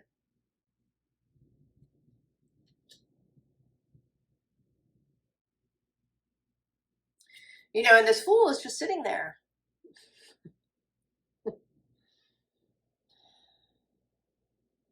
Right? Kind of looking on, as is the Three of Wands.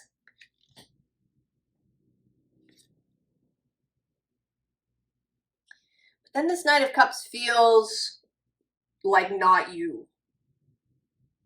That all of these other things, this Hanged Man, the Nine, Ten of Wands, the Fool, the stationary Three of Wands, who actually only has one wand in this picture.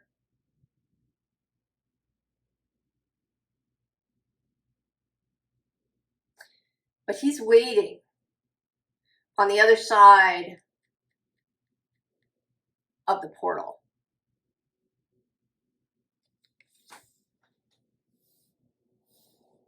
So when this energy comes through, below the Hanged Man, we have the Three of Pentacles and also the Ace of Swords.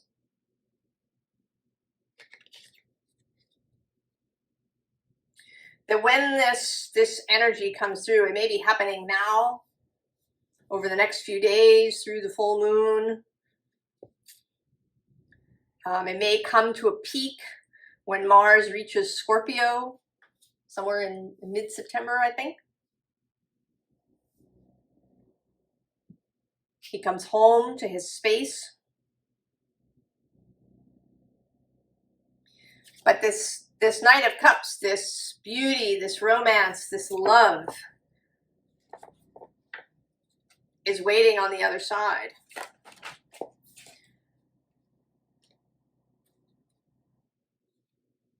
All right, we'll stop there.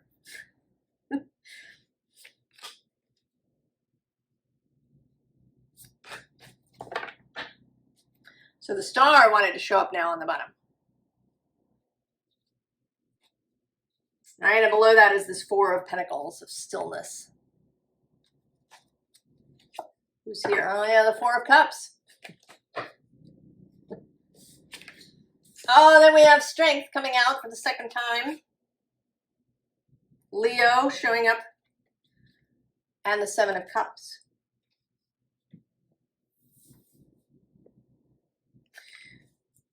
So, right here you're at this tree and you don't see these things. Here you are engaging with them.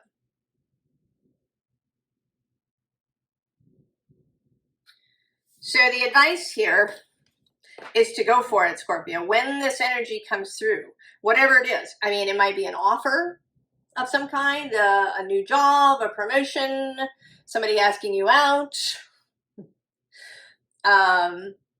you know, even somebody suggesting that you get that you or they get pregnant.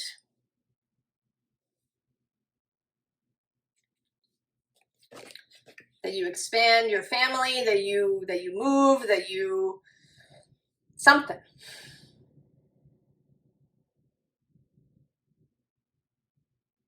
When this Chariot shows up, and it will, say yes, Scorpio. Rush right into the light.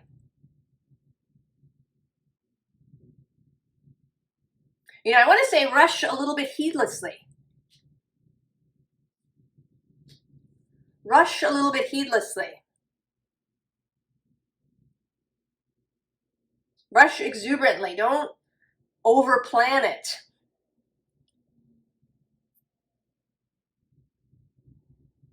All right, lean into the romance. Scorpio.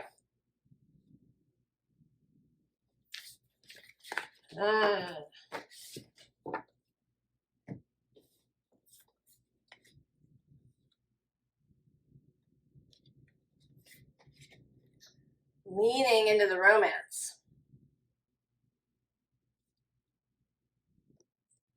Sagittarius. Have you been speaking to the unseen, Sagittarius?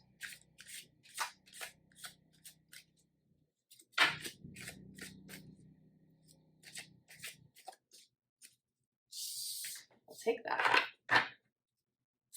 Oh, focus. Indeed.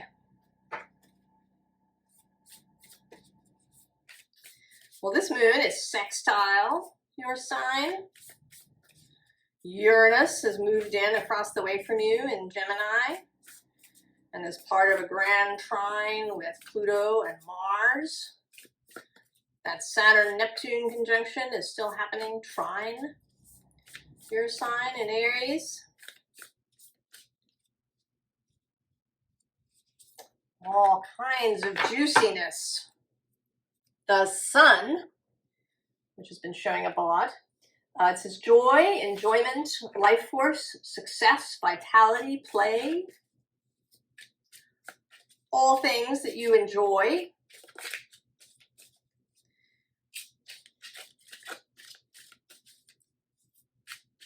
But you do need purpose, Sagittarius. I think that enjoyment simply for its own sake is nice for a while, but then it grows wearisome. There needs to be focus. There needs to be purpose. Something to really sink your teeth into.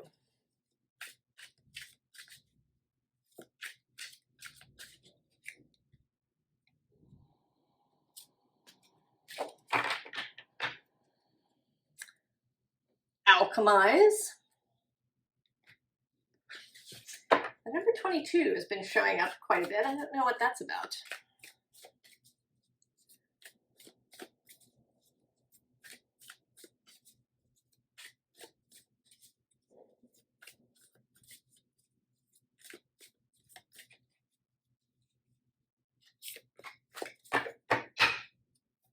Oh, the corn. Excellent. Suida of elimination. Share that guy with Scorpio.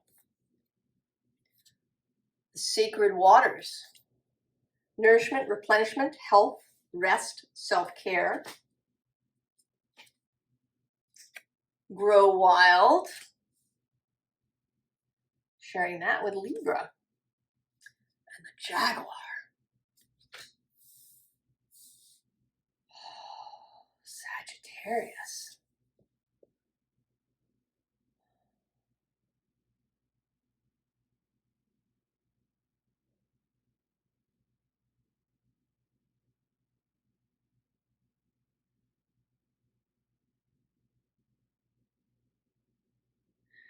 How this seems is that something is about to rise out of these sacred waters.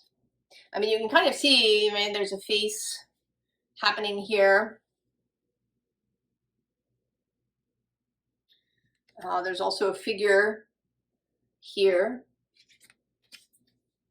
But I don't think it's you.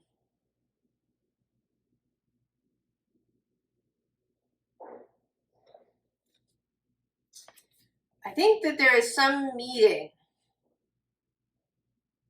that is about to happen.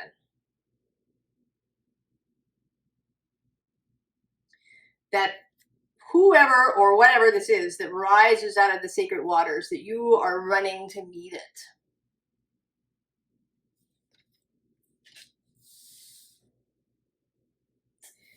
And it's a little mysterious.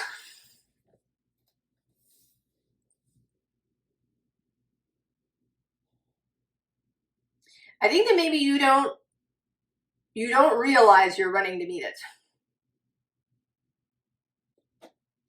I think that you're focused on something, right? You're in your chariot You're going somewhere.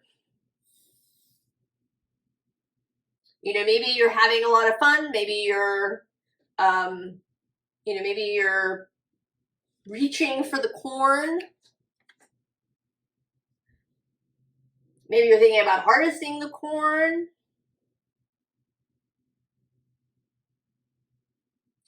But something is happening below the surface.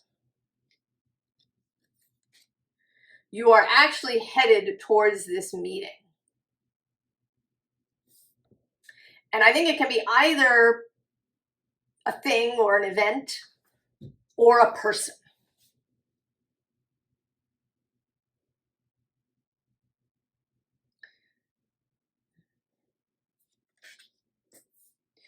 And that there's real power, right? This jaguar spirit behind this meeting.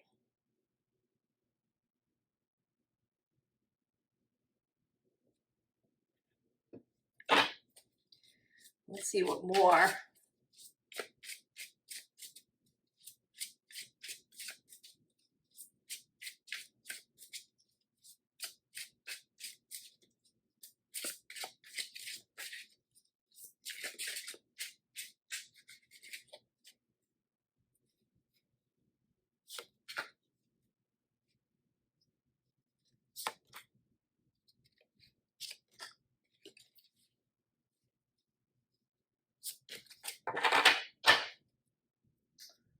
Oh, the Hunter of Saucers. Six of Portals on the underside. Six of Cups. So the Hunter of Saucers is sort of the Knight of Pentacles.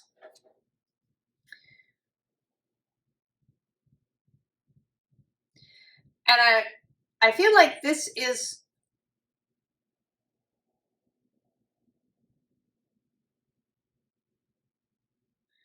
I don't know. I'm not sure if you're the hunter or you're the saucer.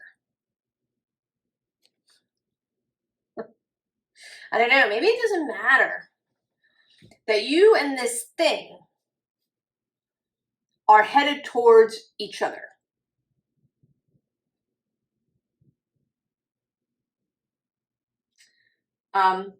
Underneath is this redemption card. This is justice in this deck. But this notion, the notion of redemption, of redeeming something,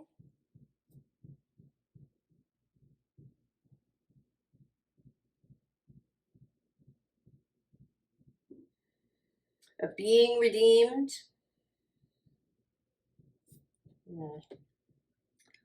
Oh, extraction. The Hanged Man. The Ace of Knockers.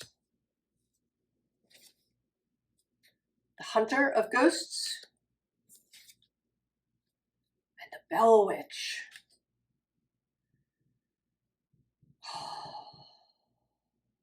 Sagittarius. You know, I know you like a good straightforward thing, but that's not what we've got.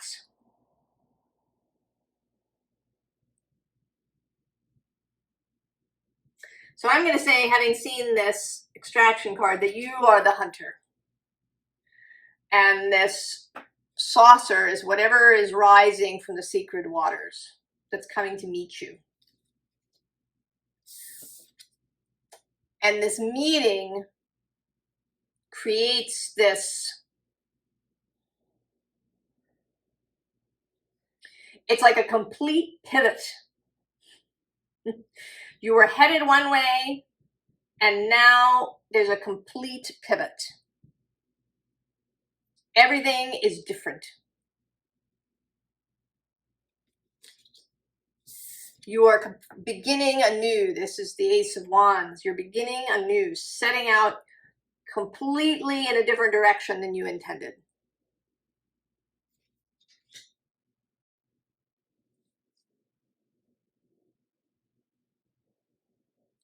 And it is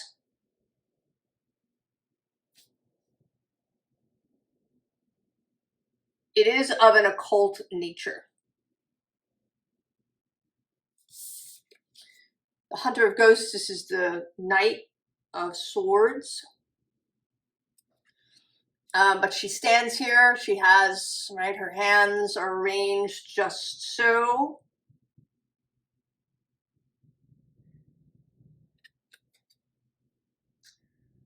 And there is this, right, this ghost figure behind her who is an influence, an inspiration, a guide,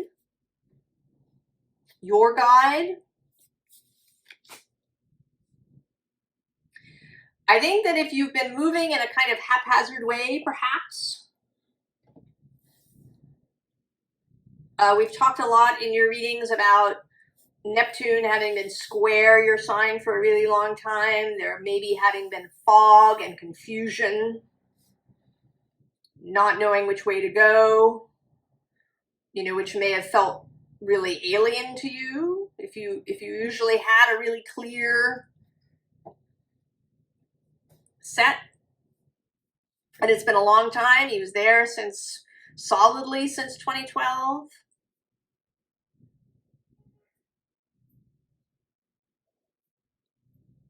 But that he has, you know, he's changed you, I think, in ways that you didn't know. I think Neptune does that he moves in this mysterious way that we don't always know. It's not like Uranus, where there's, you know, a clap of thunder or a sudden event or a major shift. Right? It operates under the surface. Right? Moving through the sacred waters. And then we get the Bell Witch, who is the High Priestess.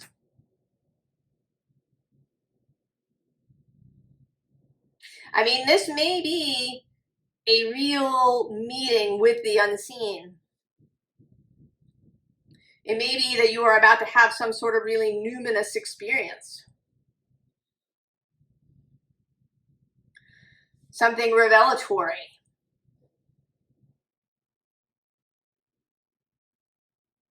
And that it completely changes your direction.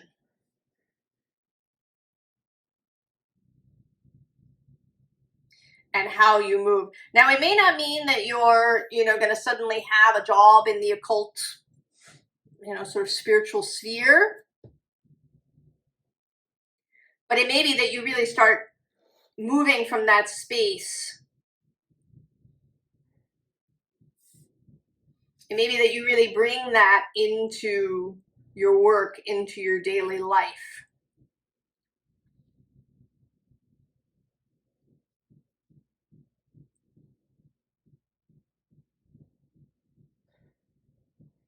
That this practice of speaking to the unseen expands for you.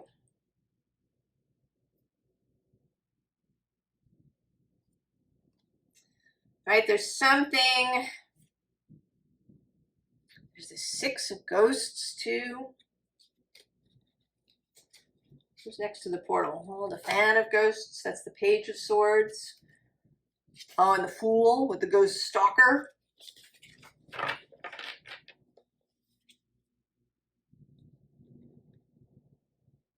I don't think there's anything more I can tell you. I think you're headed towards this encounter, Sagittarius. It may happen through this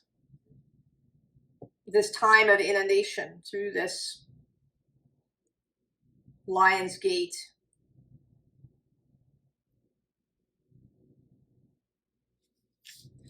I don't think I can tell you anymore.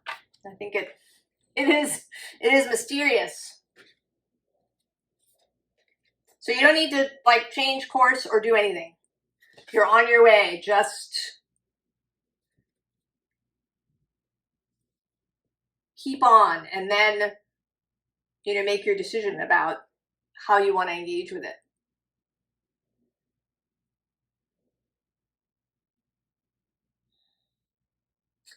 Capricorn.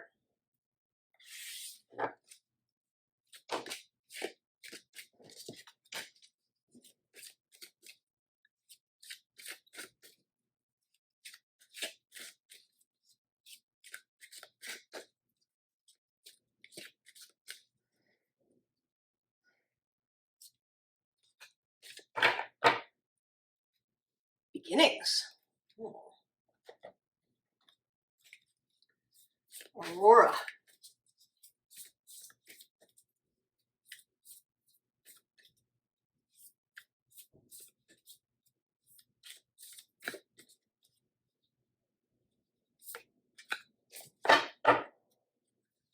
Sophia.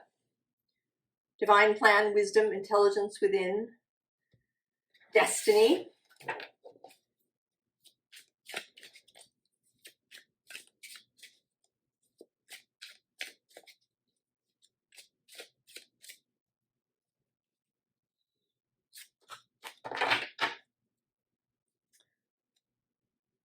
Radical. Oh no, not radical. Radiate self-compassion.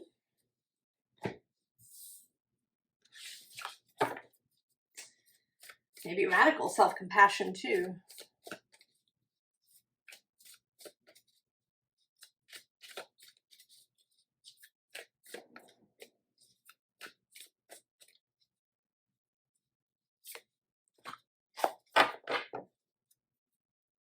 Spiral.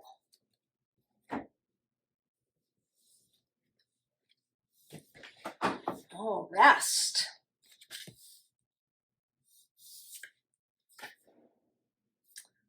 Morning dew. Clarity, a fresh start, positive outlook. Interesting, that came out for Aries. Garden the heart.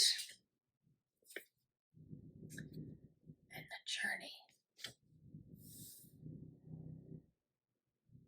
Did that come out in your actual reading, Capricorn? That I just did? No. It was in a different reading.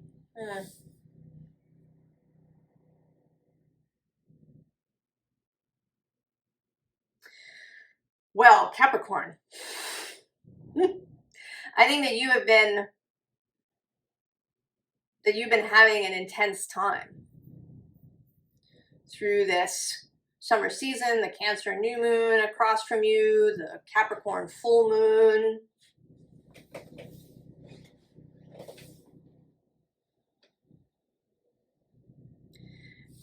And it seems like you're being asked to sort of take a time out.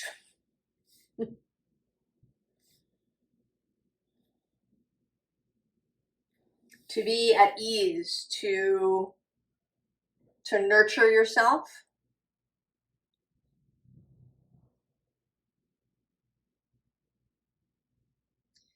To really take care of yourself, to really pay attention to your heart's needs and desires, also to the needs and desires of your body.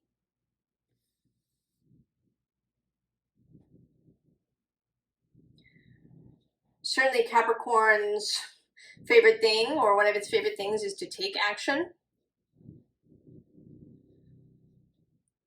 And you are being asked here to not do that. Here, actually, Aries has this too. And in fact, it may be, I mean, the cardinal signs sort of in general, not so much Libra, but Cancer, Aries, and you, Capricorn. The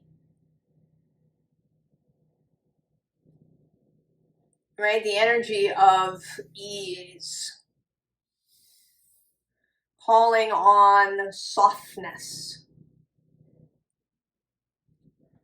Right? There's even this, right, this kind of relationship between these two cards.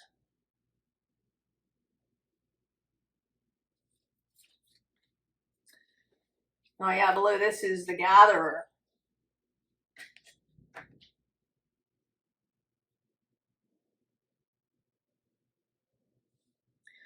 You've done what you needed to do.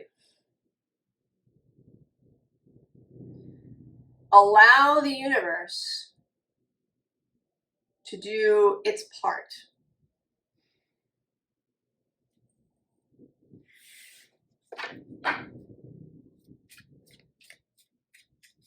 It may be challenging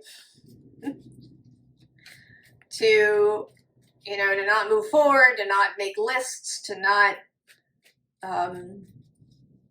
look ahead, because I think you're also not being asked, you're being asked to not look ahead, to just be very present in the now.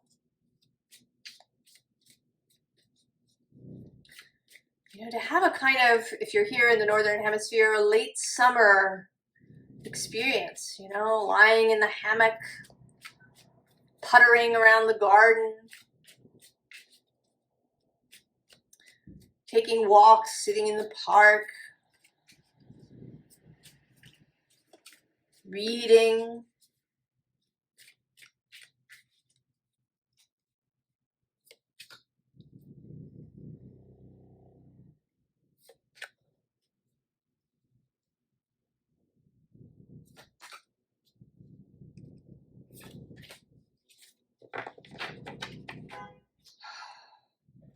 The moon on the bottom. On the underside is the Knight of Discs. Right, but in this pause, right, we pause. The horse is going to get some nice fresh grass. Maybe the knight will get out of his saddle and go lie in the grass.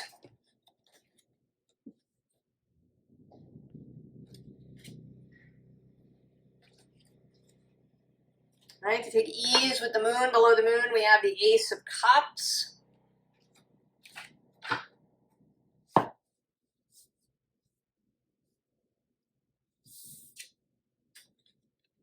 Ace of Swords. Six of Swords with Science.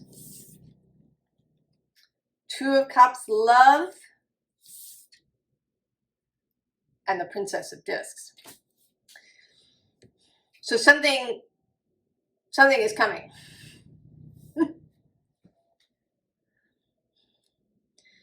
Right? This Ace of Swords. Now it may be that you know what this is.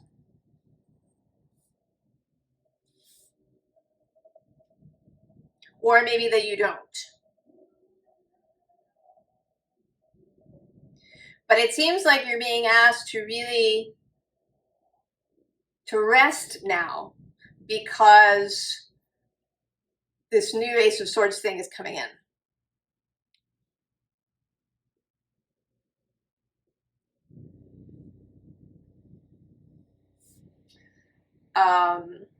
You know, it's possible Uranus moves back into Taurus on November 7th. And it may be that when that happens, he will then again be trine your sign. That something will occur. I mean, that's kind of far away, November. Almost 3 months from now.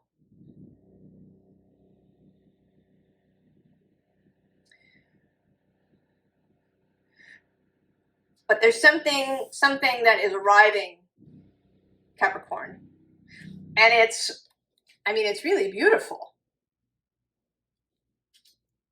But it's also a little challenging. It's maybe in the way of an experiment. Perhaps it's something that you've never done before. You've wanted to do it, but you haven't.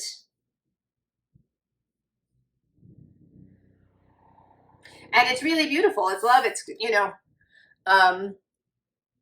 this always seems that she's looking down into this, over the edge of this little cliff. And then whatever she sees down there is lighting her up, right? It's like she's seeing the light of this Ace of Swords.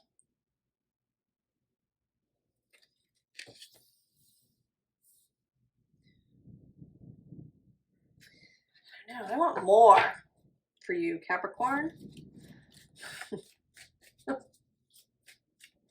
Just lie back, rest. It's coming, don't worry about it. Give us more.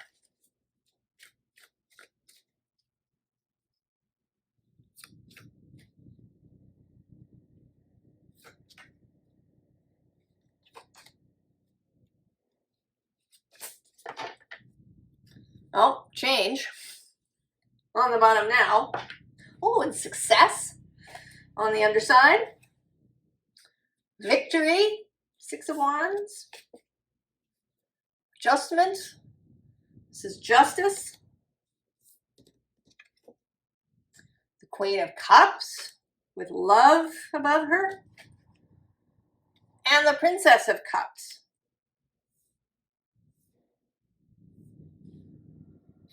So whatever this is, it's going to feel really, really good.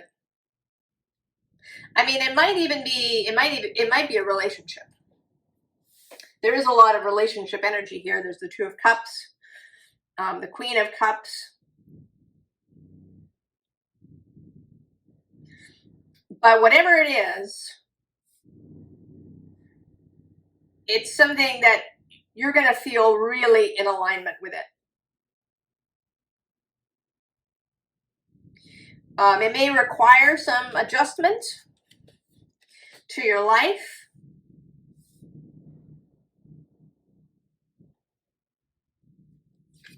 But I think,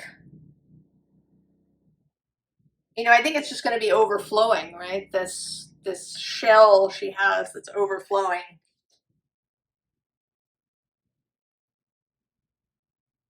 There's something deeply personal.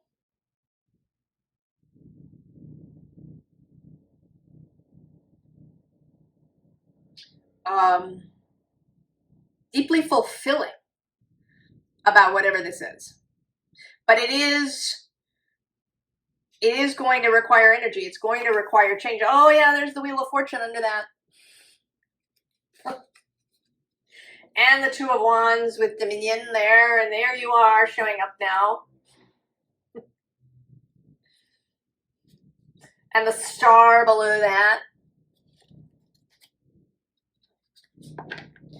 So there are big changes coming, Capricorn. And I think that it is something that you have initiated in some way.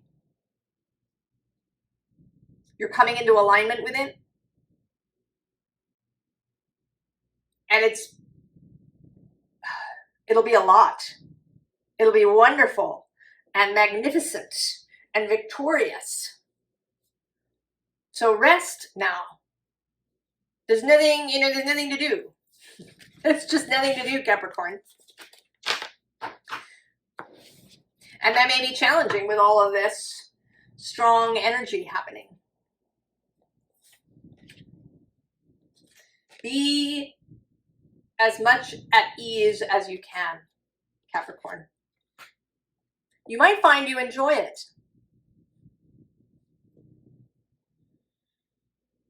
Aquarius. That's interesting. So Virgo pulled out this deck. Now you're pulling it out. I often feel, this was on the bottom for Virgo. I'm putting it back and seeing if it comes up. You do have things in common with Virgo. Fixed air and mutable earth.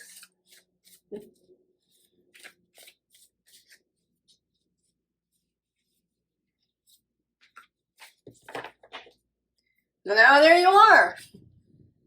Aquarius. Who's on the underside? Capricorn, achieve.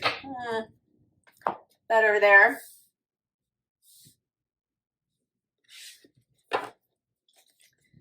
So you're being very different. It's all right. Doing your own thing. I suspect you may choose an alternative tarot deck too.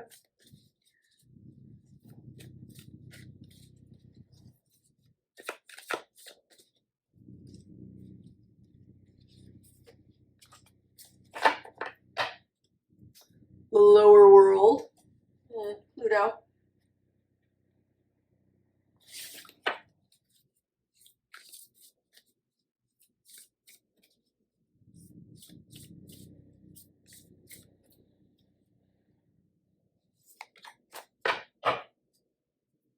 Whispers of Mother Earth, Creativity, ideas, inspiration, artist, writer, channel.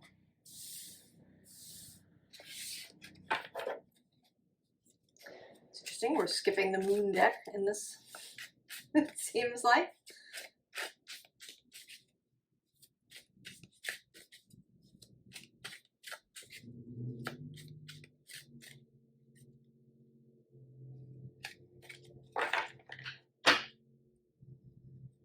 Hold your ground. That came out for Scorpio. Oh, interesting. Solar calm.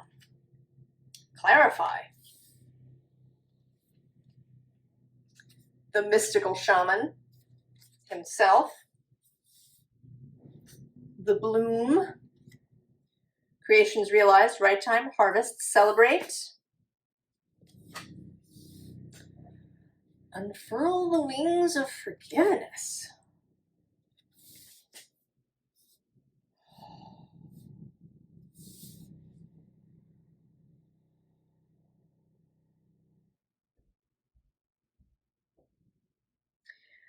Well, this seems very much like putting the past in the past.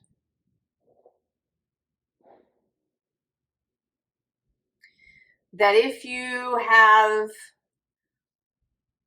felt a lot of roiling in you, right? Because the other side of this card is this solar activation card, this sort of solar storm card. And interestingly, this is the number of the Tower card.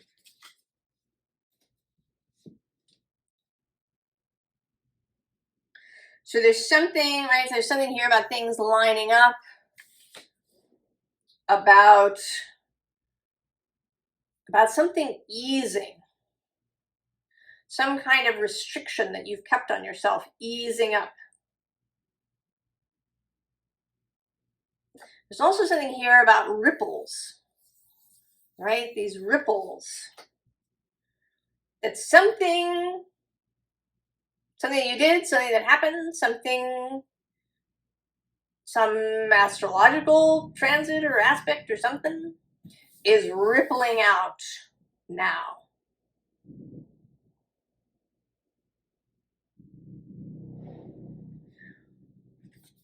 And that something is clarifying, something is being released. I sort of feel like this is the mystical shaman kind of releasing you, blowing you out, as if you've been inside the shaman, as if he has been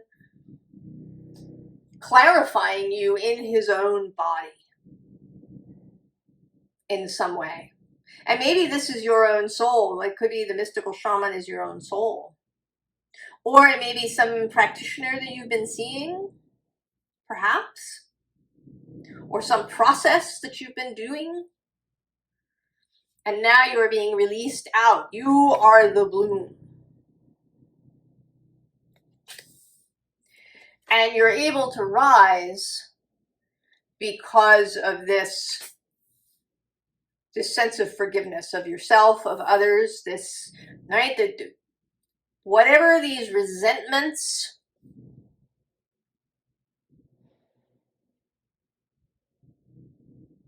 they are being released, right? There's this Aquarius.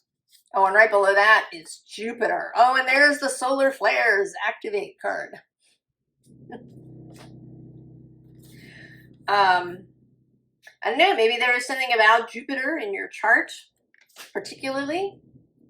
He spent a bunch of time in Gemini, which was trine your sign. That may have released something.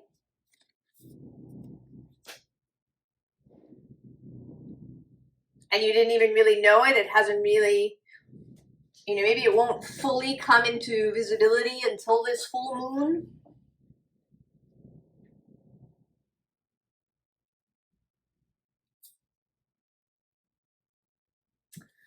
Yes, I thought you might take this Muse deck. Aquarius.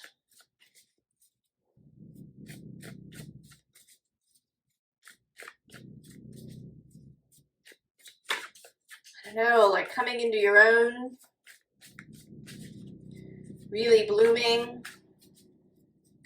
We've had this theme of returning home to your true self, right? Getting rid of or releasing, rising out of anything that has kept you tied.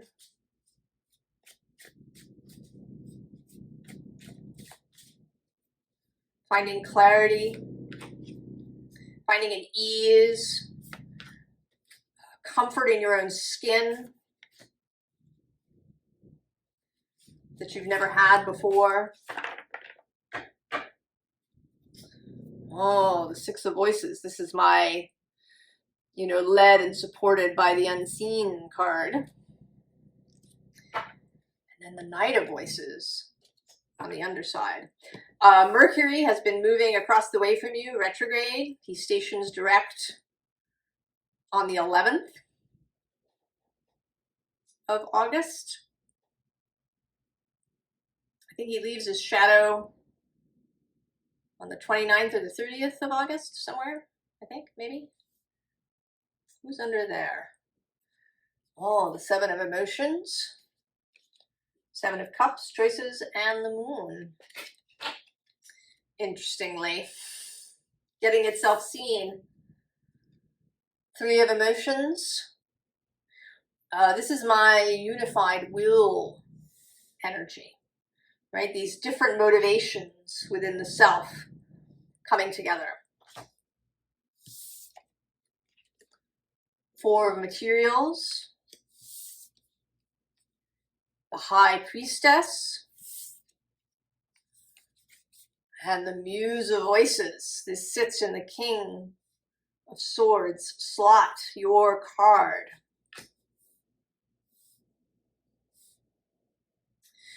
So whatever work you've been doing has allowed you to create this unified self, this integrated self,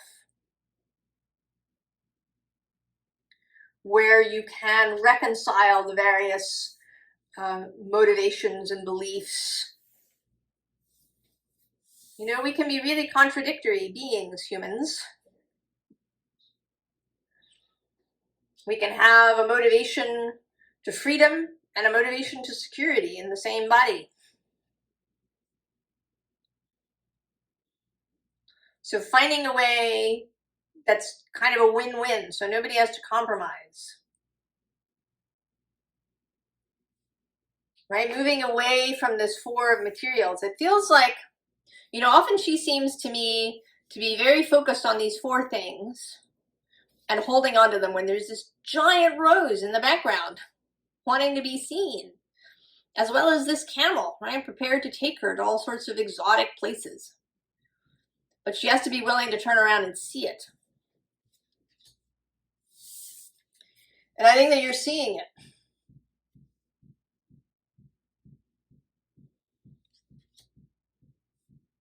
You are seeing really clearly. This muse, right? This road. We also have the moon here again.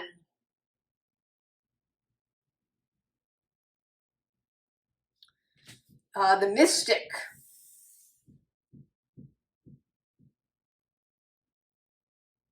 The shaman. I mean, it may be that you are in fact coming into this energy.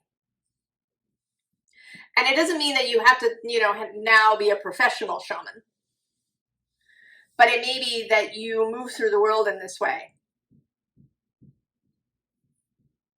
That you co-create with the unseen.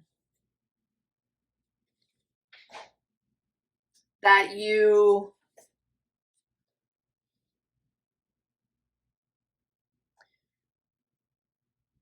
really move with the energies, that you communicate with, the spirits of place, that you really are in tune with your intuition. That you really come home to yourself.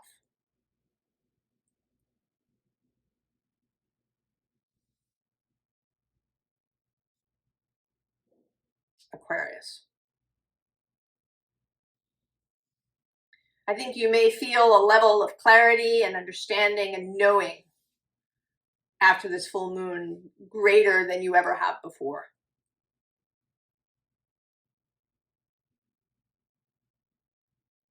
And I hope that that's exciting for you.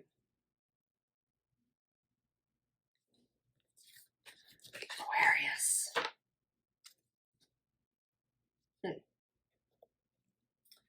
Seems like you want me to pull. Oop.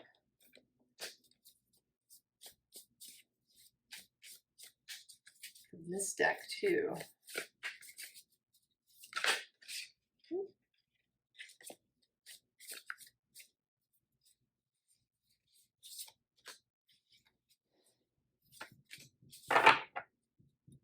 Oh, the Tower.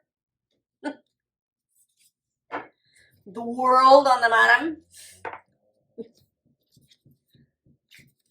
Page of Stones. Oh, the Eight of Spires.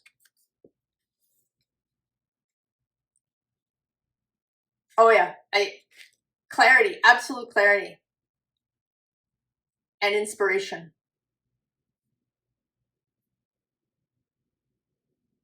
Really knowing the next steps and not getting caught up in mental stuff. There are big changes to come, Aquarius. Tower, the World. There are big changes coming.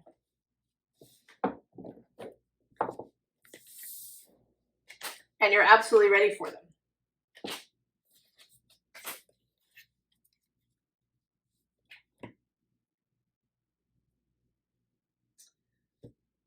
Pisces.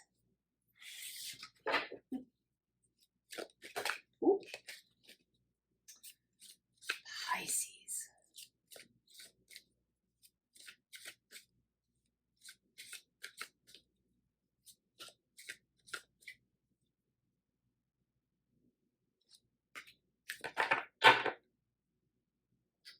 Cycles. Helios. Oh, I like that you come at the end, Pisces, lately.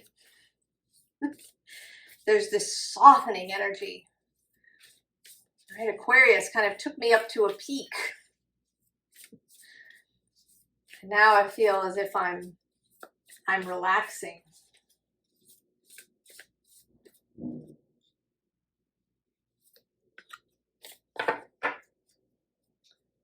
Held. Sureness of the soil, unseen help, support, community.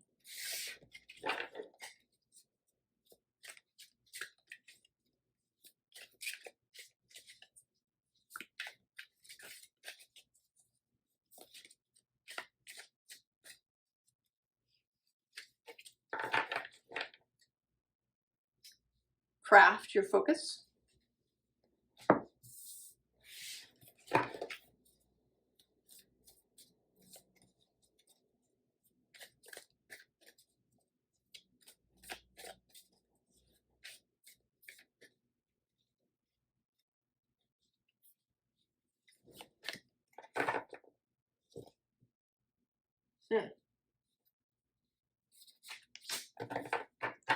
Two. Oh, there you are, water.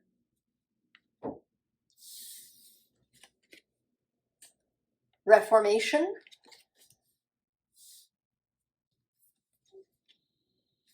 The sacred waters. Bubble your boundaries. Eagle. And Heart of Sky. Oh.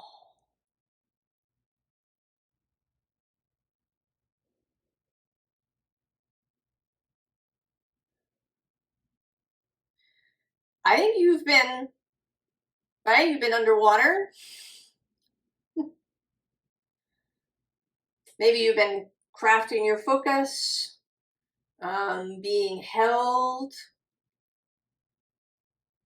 I see you here as the heart of the sky and this eagle arriving with a message.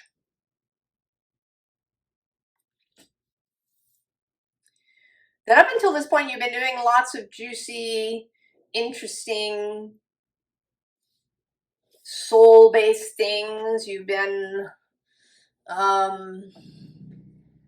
experimenting, maybe, trying different things,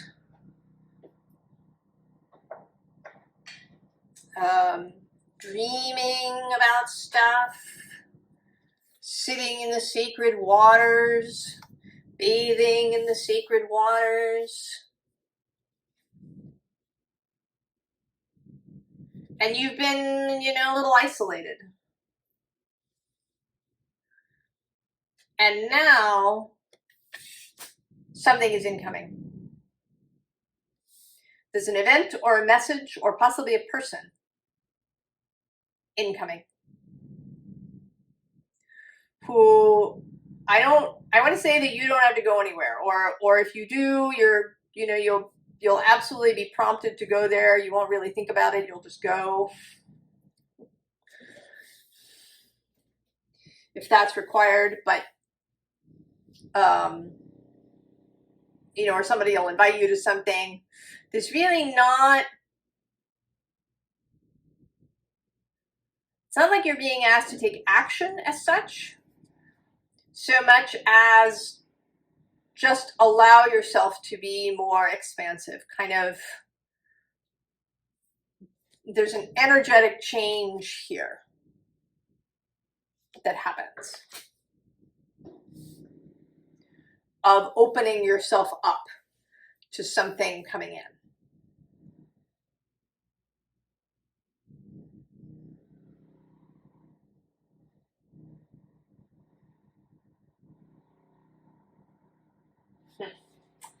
You too on a different deck.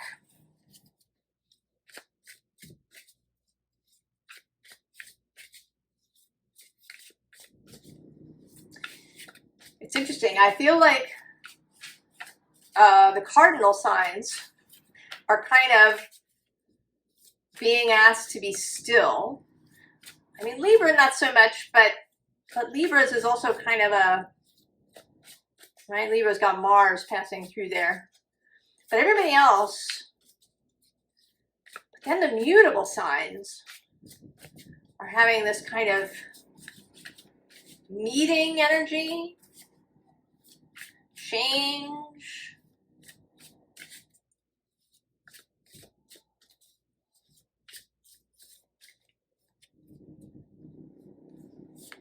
And of course the fixed signs, the radical push.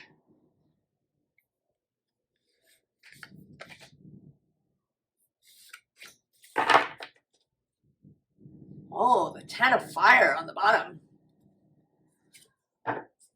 2 of air on the underside. Very different energies. Grounded and lifted. 7 of water. Strength. The 3 of air. The 4 of air. And the 6 of earth. Oh. There's like a little story here. I mean, there often is, but there really is. It's like you chose a star,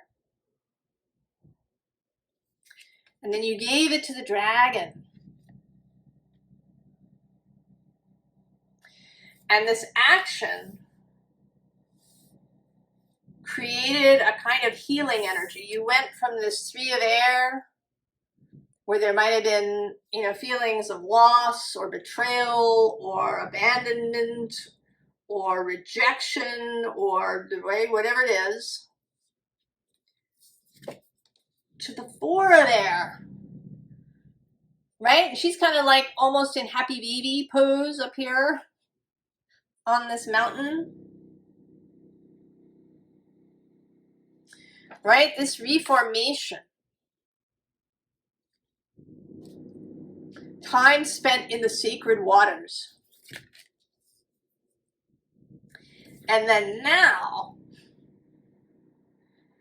there is this like coming into power.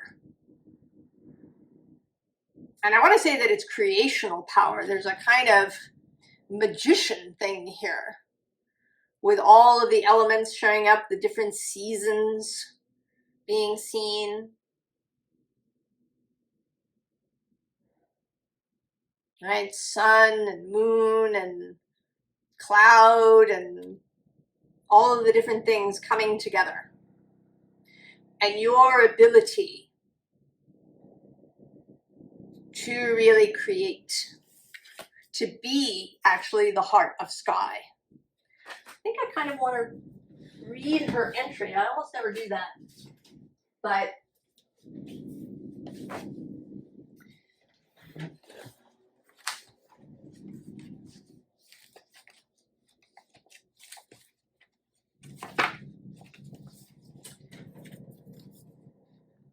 so the essence. The heart of sky is the love force that made all creation possible. The same force is present when you create with originality, when you bring formlessness to form or inspired ideas to expression. This primeval force does not know good or bad. It is up to us to provide the clear intention that will guide it to manifest. The heart of sky helps us call in beauty from the invisible world and birth it in the world of matter. The invitation. The heart of sky brings you a sacred reminder. You are a channel for the original energy of creation. Become the paintbrush, the canvas, and the artist, all guided by the heart of sky. Set your intention ethically and clearly, and allow the universe to take care of the details.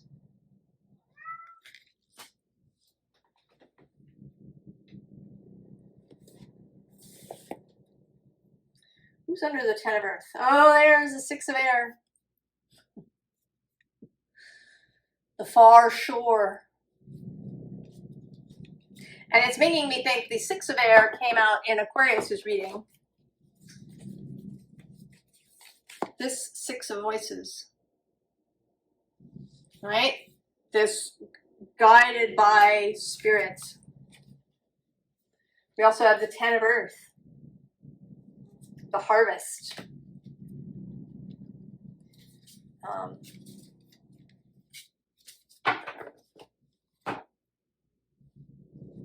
So becoming the magician, but in kind of in this really earthy way.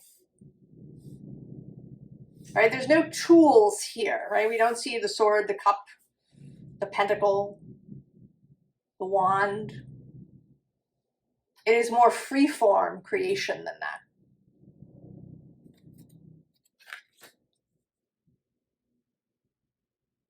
And coming into that now, Pisces. And I think that whatever this is that's coming in, I don't know, can I know about that? Am I allowed to know about that? What is this eagle that puts all of this into kind of into clarity? Because I think this is the process that you've been undergoing. And this eagle may be the final piece that allows you to see it, to know yourself as the heart of sky.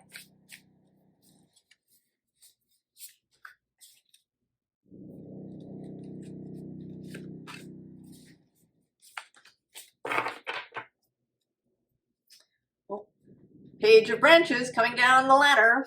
If you've been up in the tree house.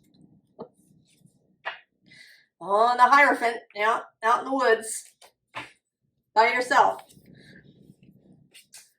7 of Spires, 8 of Spires, and the Queen of Spires. Oh, so, it's clarity about something. Right? This is 7, 8, and Queen of Swords.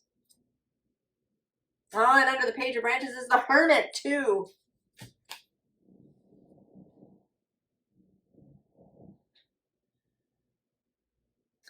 I don't know, seeing clearly about something that you haven't before, coming out of that 8 of Swords space.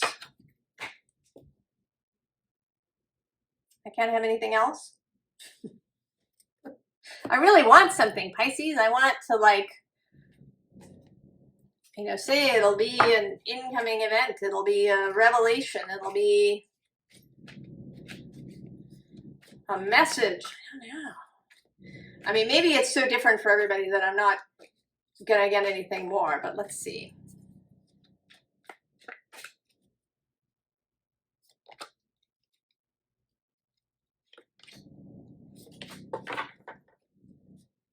Oh, the moon. Yeah.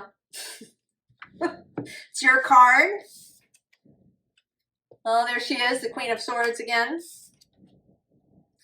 Ace of Pentacles. And the Queen of Wands. Okay. So this, right, it's coming home to yourself, and it's really getting clarity about what it is you want to create. We've got Strength under the moon. Who's on the underside? Oh, the King of Swords. More clarity.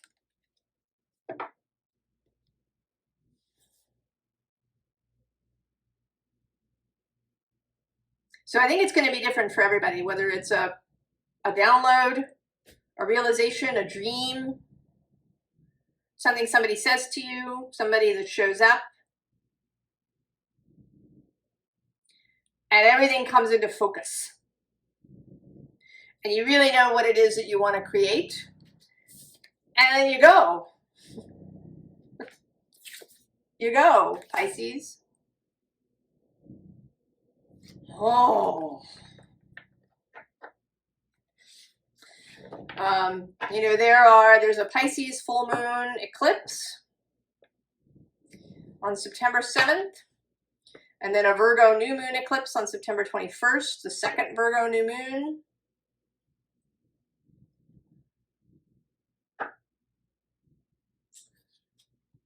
So there are things happening. And all of this is upcoming next month. So it may be that this month, around this moon somewhere, right, with this Uranus trine, that you receive whatever this, the eagle shows up.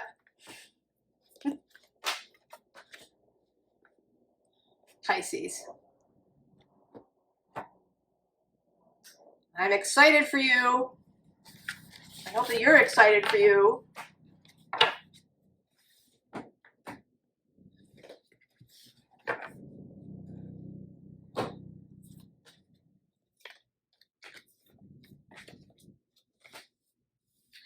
Do I want to do a collective? I kind of do. Just a little short. Just the collective.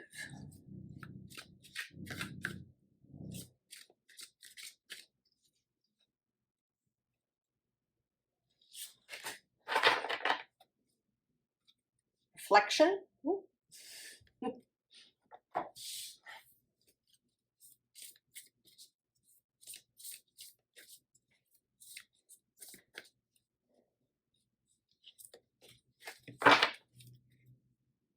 Sacred waters. This is the third time this has appeared in one way or another. Something rising out of the sacred waters.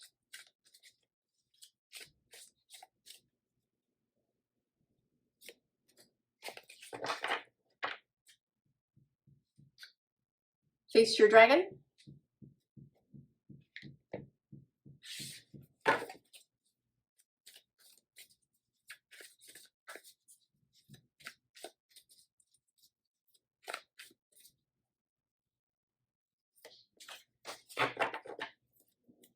Oh, the sorcerer.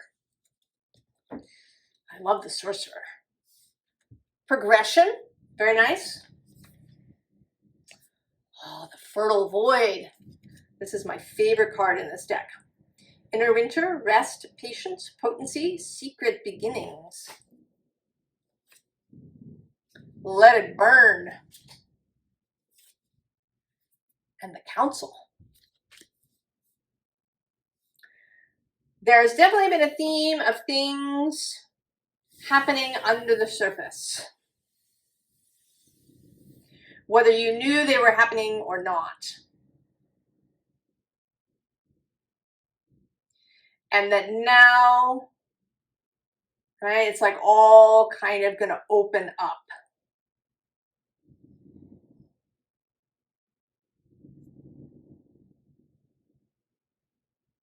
That it's all ripe and ready to go.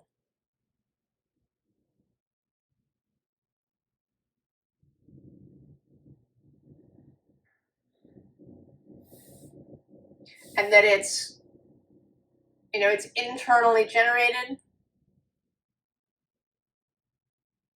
It's about the inner fire. It's about your own fertility.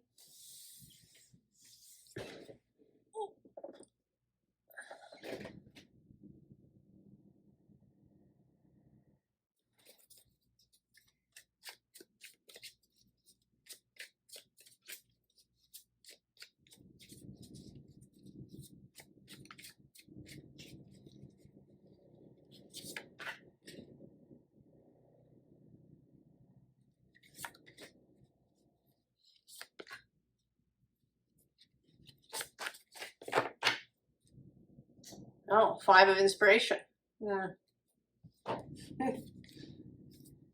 The Hermit. Death. The 6 of materials. And the Knight of Voices. Well, could that be any clearer as a progression? Right? You've been experimenting, trying different things out. In the creational space, the Lovers right below that, as well as this 4 of Voices, 4 of Swords. Who's underneath? Oh, the Tower. Showing up several times, as well as the Ace of Wands, Ace of Inspiration. So however much you have been directly involved, something has been going on under the surface. Maybe you've been hermiting in one way or another. That might not be physically. It might just be that you've been keeping things to yourself, keeping your own counsel. Now it's coming out.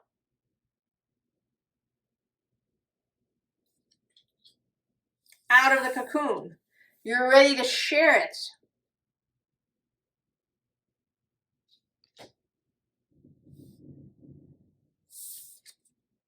And then the Knight of Voices.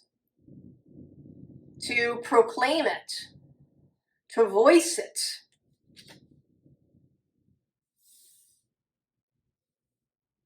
And I think there is also an energy of something incoming.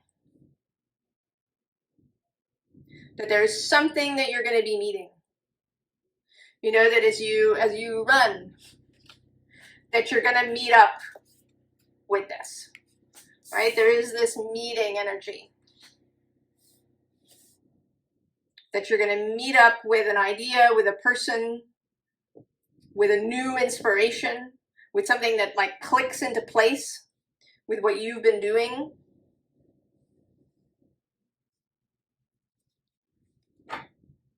And I realized these were not in the deck as I shuffled. So I'm going to shuffle them in and see. That's been happening a lot.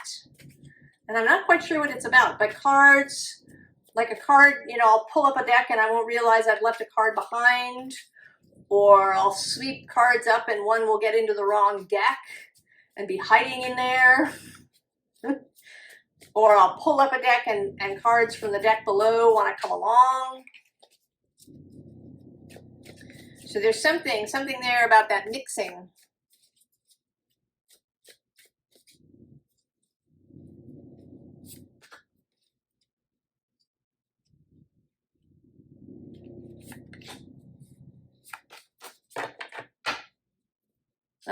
Justice.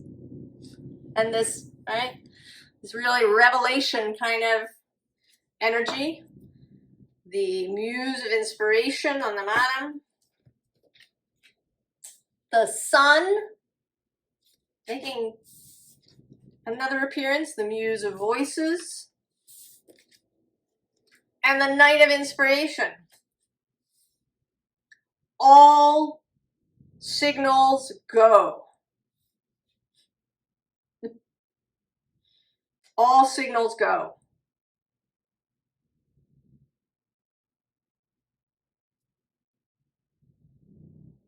When you're ready, and you'll know, you're going to come out, right? This is going to break open. Right below that, we have this Six of Inspiration victory thing.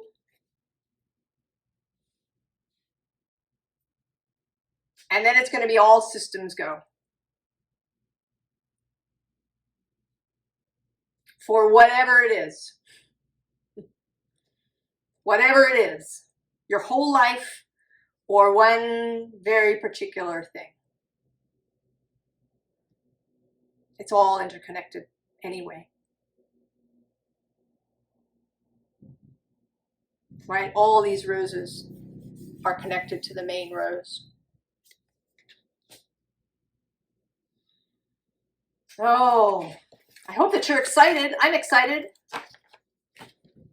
All kinds of possibilities. All kinds of possibilities for all of us. Let it come.